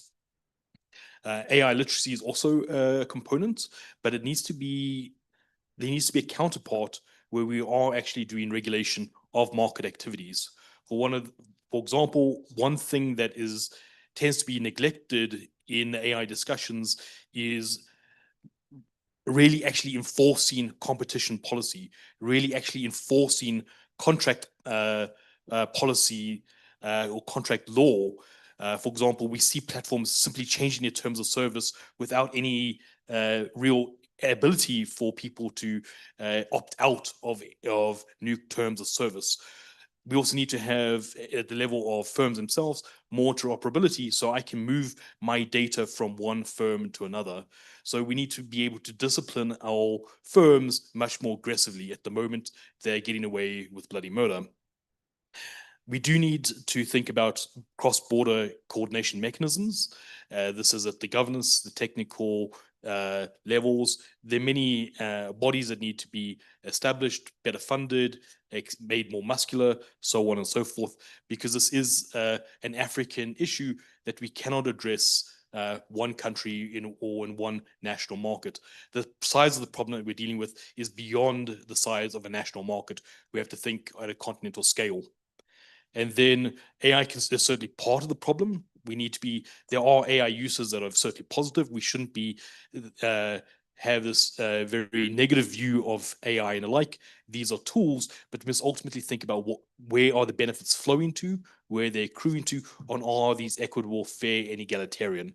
And at the moment, they are most certainly not. Thank you.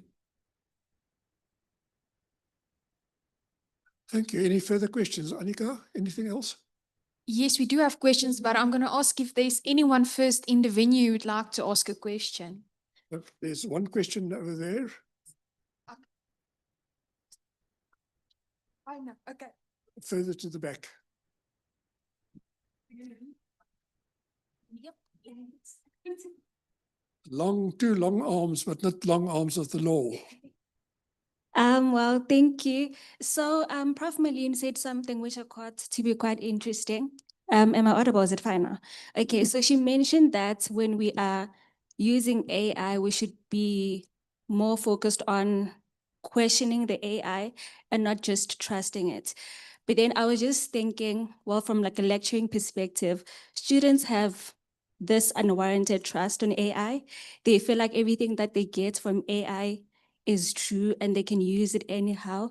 So I was thinking, does she have any approaches in mind that maybe we could use so that we can have a society that unlearns the trust that they give to AI? Because I feel like it comes from a place of people not knowing what AI uses in order for it to come to the decisions that it communicates to them, which speaks back to what you're talking about teaching people about the AI. So do you have any things in mind that we could maybe use to teach people to not trust the AI, but let it earn the trust? Thank you so much. That's a very good question. So for my first years, what we do is we make use of an image generator first before we go into the text generators, because as you saw on my slides, the images that show hallucinations, that show bias. It's very easy to see that in a picture format. So then to take the conversation further and to tell the students, you must realize that what you saw now in a picture format is also true in text format. It's just much more difficult to spot and become a critical reader. And then we go through examples with that. So the whole idea of AI literacy being part of a broader information literacy program, because we as users, even if it's information that's generated or found on the internet, it's still our job as a human to check that information. And that hasn't changed. The tool just has changed. And that's why AI literacy should be part of the bigger information literacy that is taught not just on tertiary level, but should be taught right from the start. This is a tool that we can use, but it's going to cause problems if we don't teach it properly. And using graphic image generators is very nice to do that. We also tell them to try to prompt the generator to draw a three-legged chicken. And based on its things, it tells you can't. But there's ways that you can break the system, you jailbreak the system. And we show them how people can do that and misuse the system. So it's about awareness, because they won't know. If they don't know, there's something not to know. So it's important that that awareness is created. May I add a note here? The whole idea of teaching students, and everybody else for that matter, to be critical thinkers. And if you think there's something fishy about what the AI told you, to triangulate the information that you received.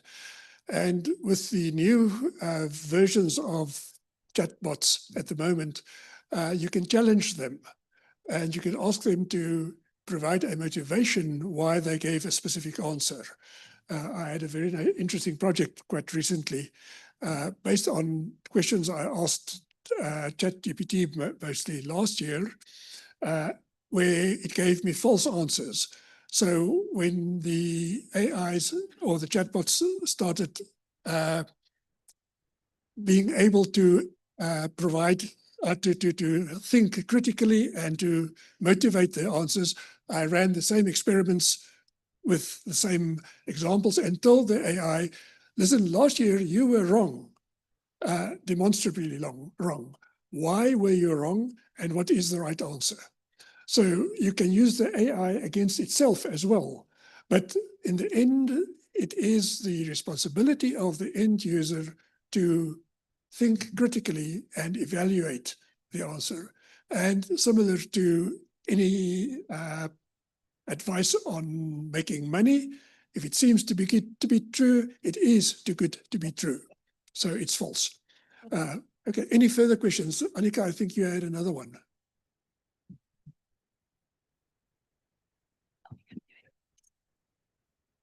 Oh, so we have not the mic drop, but the bottle drop. No, luckily not. So I've got 3 questions from Stefan Mutula. I'm going to ask the first question and then you guys can decide who would like to answer. It's not directed to anyone. So the first question is, how can Gen AI be leveraged in times of trade wars and unilateral tariffs to bring about resiliency in our economies? Wow.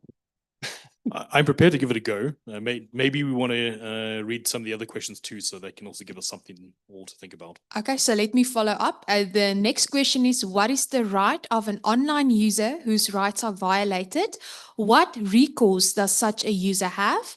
And then the last question of this individual is, whose responsibility is it to ensure ethical dimensions of Gen AI?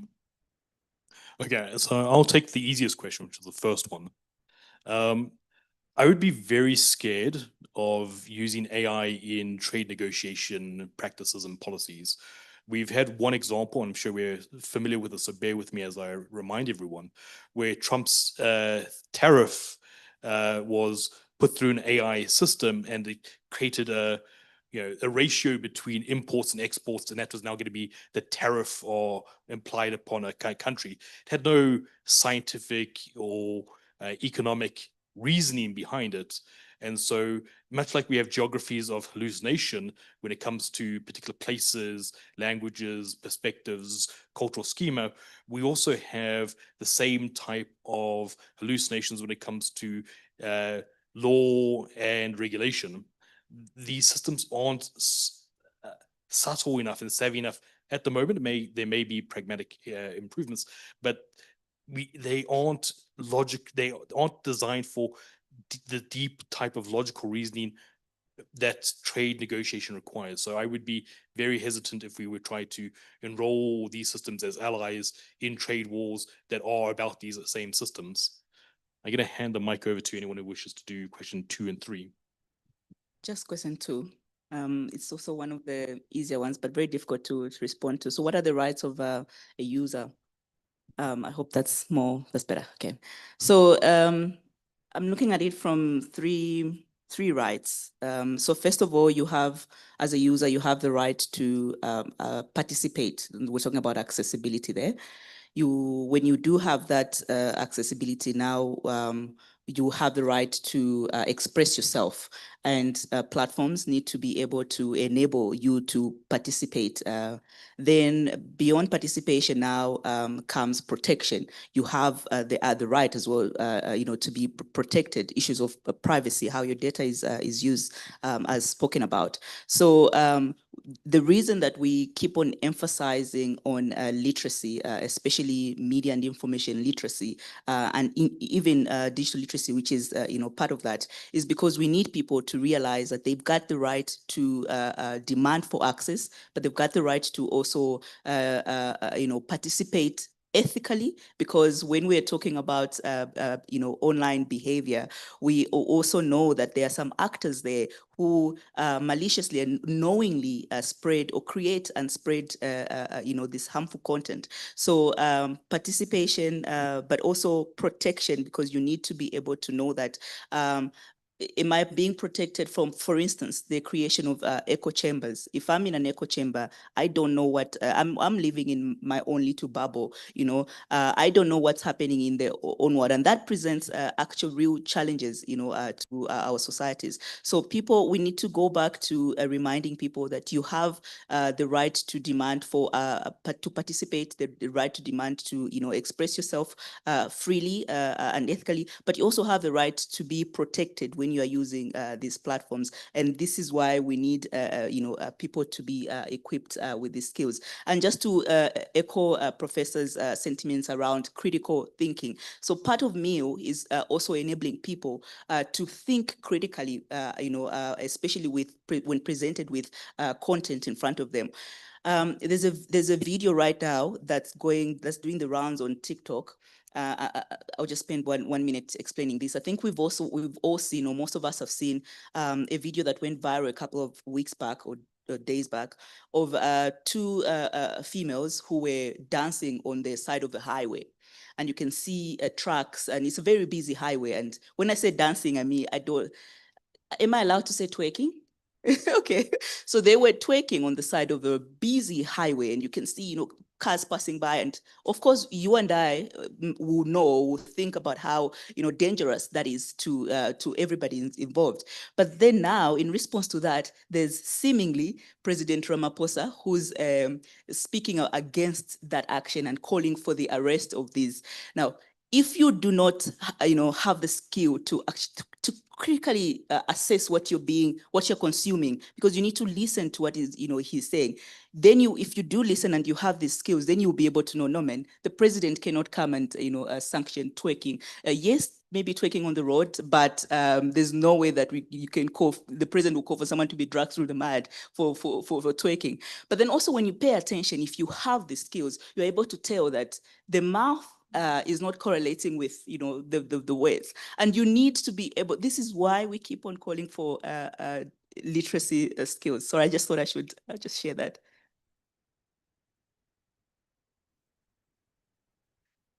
I'll take the third one, and then we can give Soren a chance. Responsibilities are always difficult, because as soon as you give somebody else a responsibility, you are absolving yourself from taking the responsibility. So in my view, it's a shared responsibility. As educators, we are busy training the next generation for Workforce 5.0. This is the first workforce where 5 generations of workers will be in. Generation Alpha and Millennials will obviously be the majority. They expect trustworthy systems. They will leave your workplace if you don't give them a trustworthy AI system. They work for values, they don't work for money. So if I'm an educator, then I'm going to have to try to get the AI literacy, and I have to take responsibility. If you are an employer and you're going to be employing Gen Alpha and millennials, it's going to be your responsibility, if you want to keep your workforce, to take the responsibility. It's the government's responsibility on a higher level to ensure that the legislation is there. So it's definitely a shared responsibility. It's an individual responsibility, because in the end, we are creating the society, and it has to be an ethically AI-shaped society. So nobody should shift the buck or move it. It's everybody's responsibility.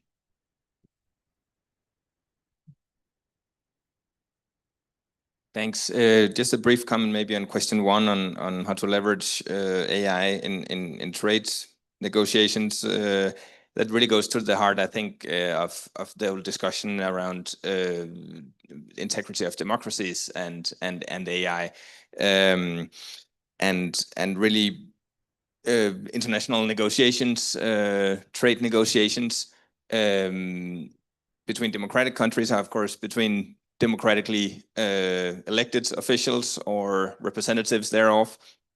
And I guess where you could leverage AI there, again, is for, as we discussed before, fact-checking, because in any international negotiation, or in many of them, you will, of course, have political communications around that.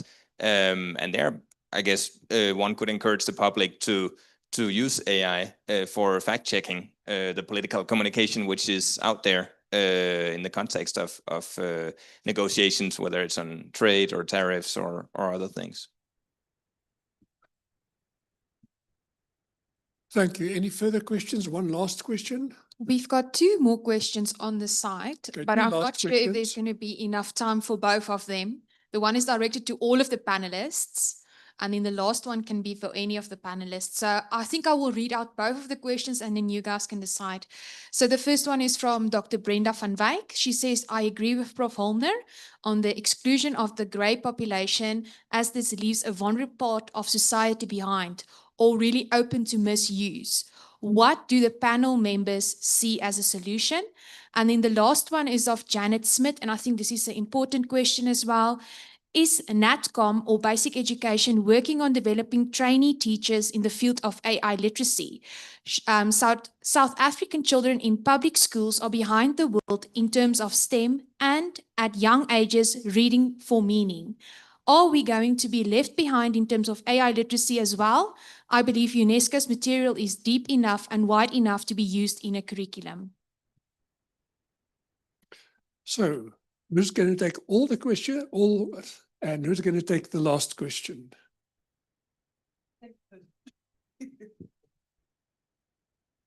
I'm speaking too much. So as I mentioned, I think definitely if we answer the first question, events like this, that's open to the public, very important. The organizations that we are part of, like the IFAB office, creating webinars for the elderly, in our universities where we have got AI in our programs. Typically it would fit into a computer science curriculum, it'll fit into an information science curriculum, where we can encourage students to go out to maybe the elderly, old age homes, to do this type of training so that we don't exclude our grey population. But again, this is something that the government can also do from a government level. And I think we do have some NOTCO members here, so maybe we can give the second question to one of them about the AI literacy and if there's any plans on basic education, including that in the curriculum. I hardly know what's going on at the university level, so I am afraid I have no idea what's going on at primary school level in South Africa anyway. I know in Europe, Canada, the USA, etc., technical skills are very highly rated, even from about 3rd grade and so on. I know my little granddaughter had her own Chromebook in 3rd grade, which she used for homework and for surfing, etc., because those things are available. But we still have a very serious digital divide in South Africa. And in addition to that, we have limited resources. And unfortunately, most of our teachers are not all that clued up on what happens in this environment. So there is a serious amount of work that needs to be done in South Africa to bridge the digital divide. On the one hand, for the kiddies that are growing up and who will be confronted with this in life, and also for the older people. And one cannot say the older people are all going to die quite soon, so don't worry about them, because they can still be scammed in many ways. And I see Annika says there's another question. Okay, one more question. Oh, sorry. Yeah, I think my response is on the inclusion. A lot of the times we wait for GPT to release a new version, and then we are all surprised at how good now it's becoming. And if I'm talking specifically about languages and contextual understanding, inclusion has to be deliberate. It shouldn't be thought about as just an accidental thing happening.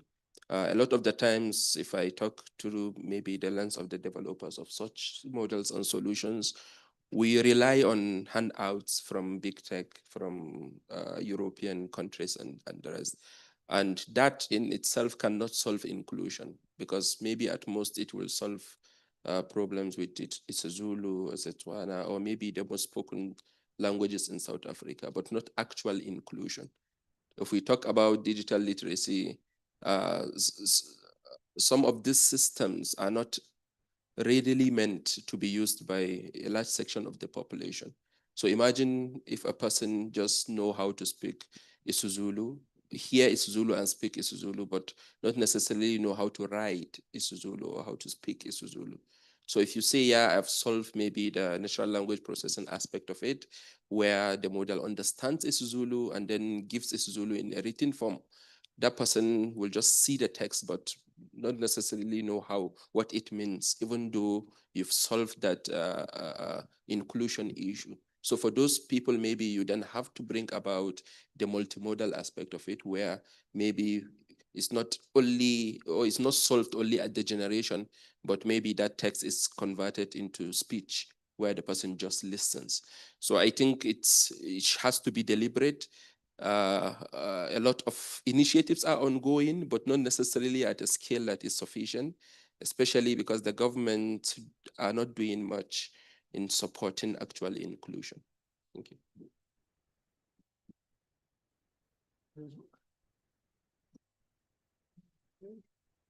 I'm not going to speak on behalf of the entity that that question was directed to in case of education, but I just wanted to point out that we're already, as Africa, we're already behind in terms of AI literacy.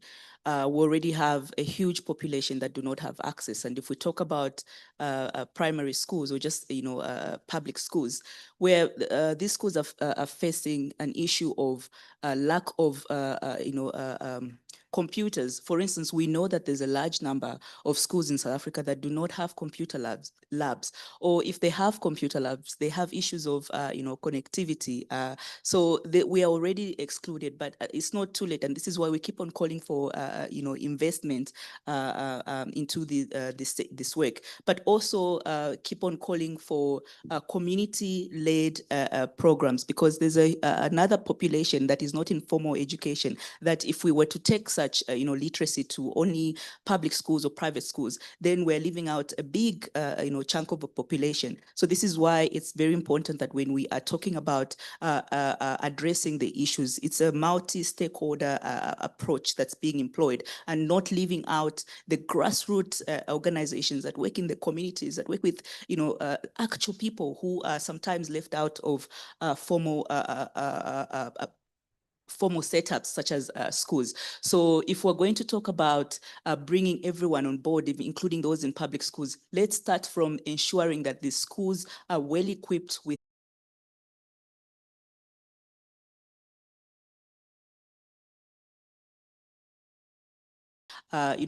digital literacy skills or AI literacy skills to be able to carry out this work, because that's a challenge also. The teachers that we work with, or we're interacting with, they don't have these skills. But it's not just teachers. Even in our own offices, if we ask what is the literacy, what are the literacy levels, in places where we work, even in places where the people we expect to carry out or enforce this work, they don't have the necessary skills. And the skills have to keep on being because new things keep on coming. We have to keep on updating or upgrading our skills levels. So let's address the issue of accessibility, and let's also look at working with other stakeholders who are usually left out of such conversations, and these are grassroots, and also the private sector, bringing them in to invest in innovations, because there's a lot of talent out there among ordinary people, and because they don't have access to even forums or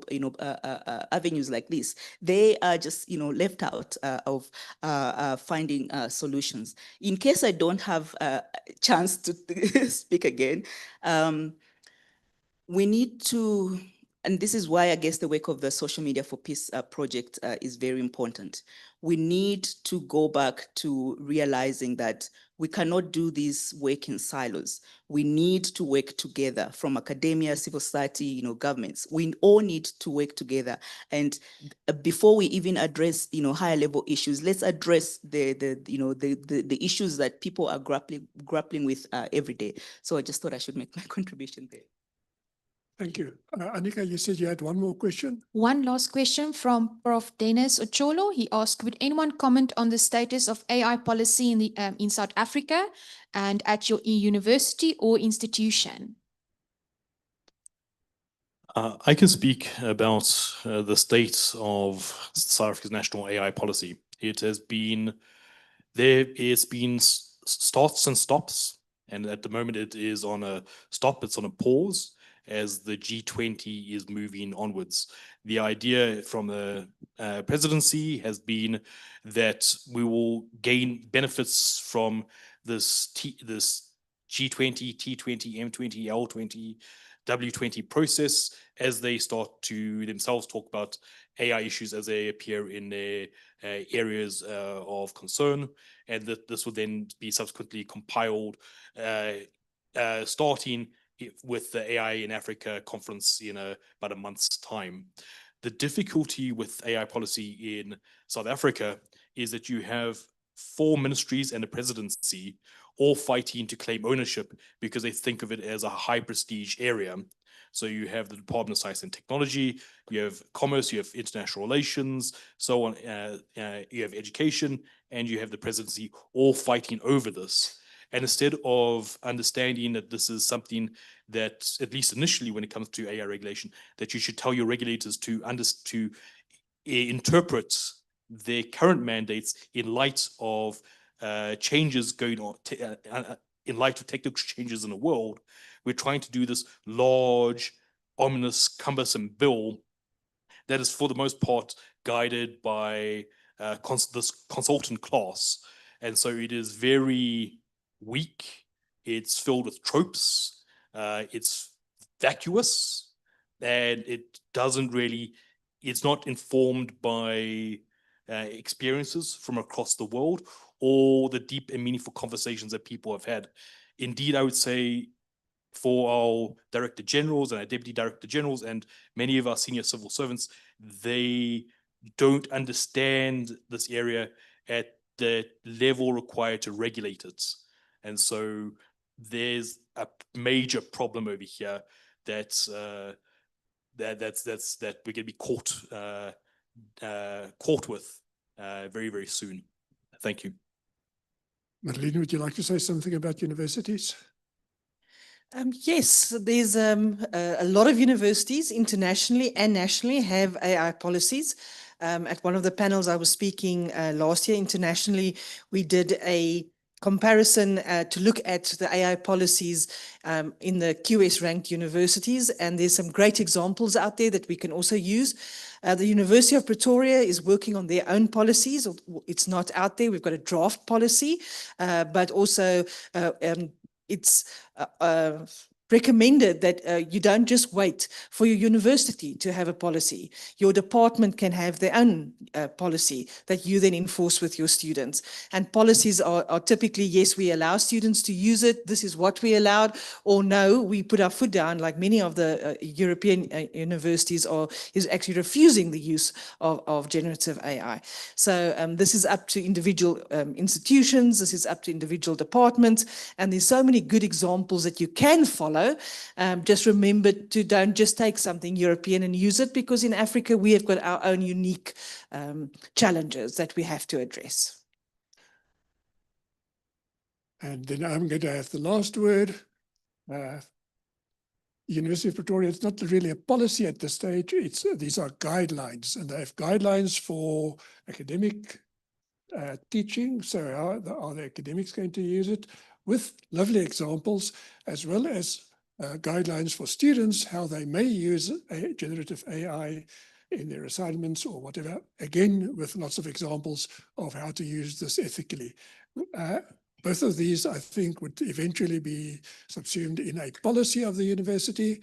But yeah, that would be a good follow-up. But all of these things are always under review, and by the time a policy is formalized, it would probably be out of date, which means that you have to keep up to date in terms of all of these things. So we have run out of time. We have run 14 minutes out of time in terms of my promises. I would like to thank everybody who attended this morning, both in this venue and online, for the questions from this venue and online, and huge word of thanks to our panelists for their excellent presentations, and again, also responding to questions, indicating that they have not only PowerPoint knowledge of what they're doing, but in-depth knowledge to be able to provide answers and suggestions. Also, a big thank you from my side, and I think from my department side, my ex-department, my head of department, to the organizers of this event. I think it was a very interesting event and very worthwhile. And unfortunately for the people online, I can't invite you, but you can go to your own kitchens, hopefully, and get lunch. And there is now a light lunch served for the attendees here in person. Thank you very much, everybody, for being here, and drive safely back home. Thank you.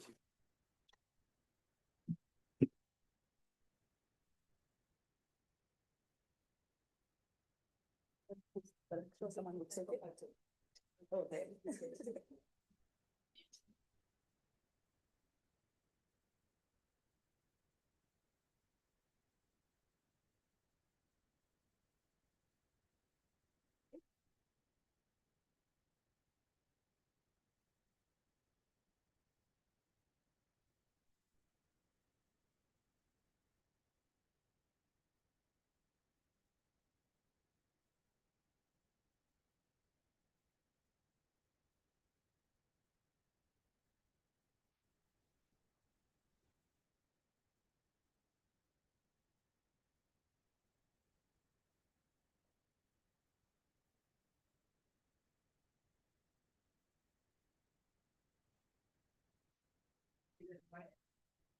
That's in attendance.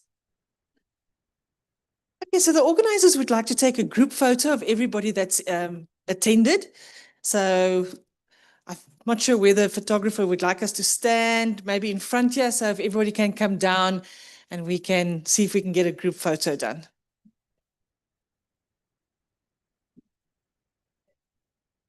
Yeah. Yeah.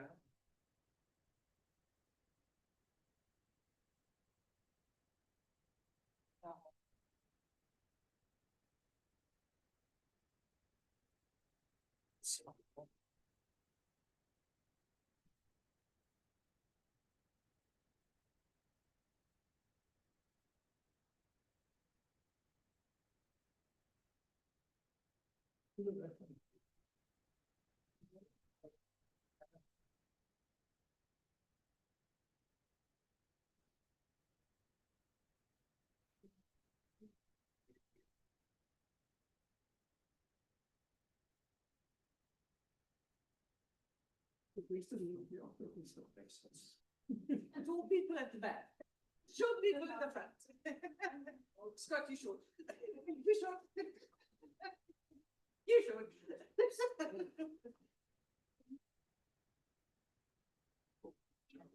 I think we have to move slightly to the left.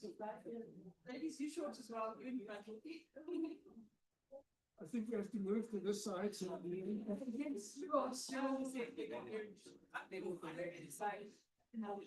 sure. Yeah, move this way so we can.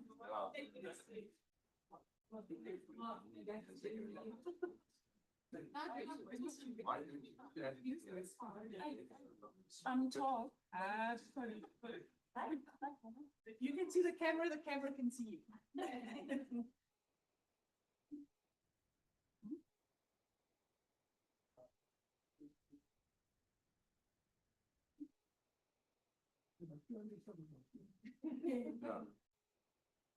That's good. I thought it was fun. I think now I'm one. Why does it mean?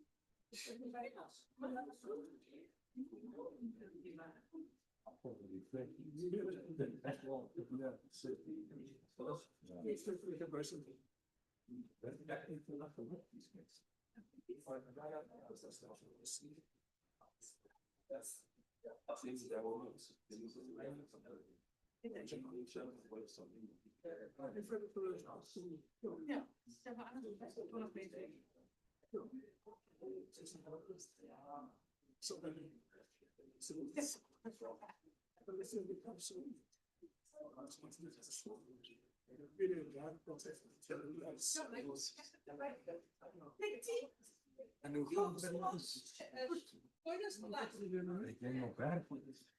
What?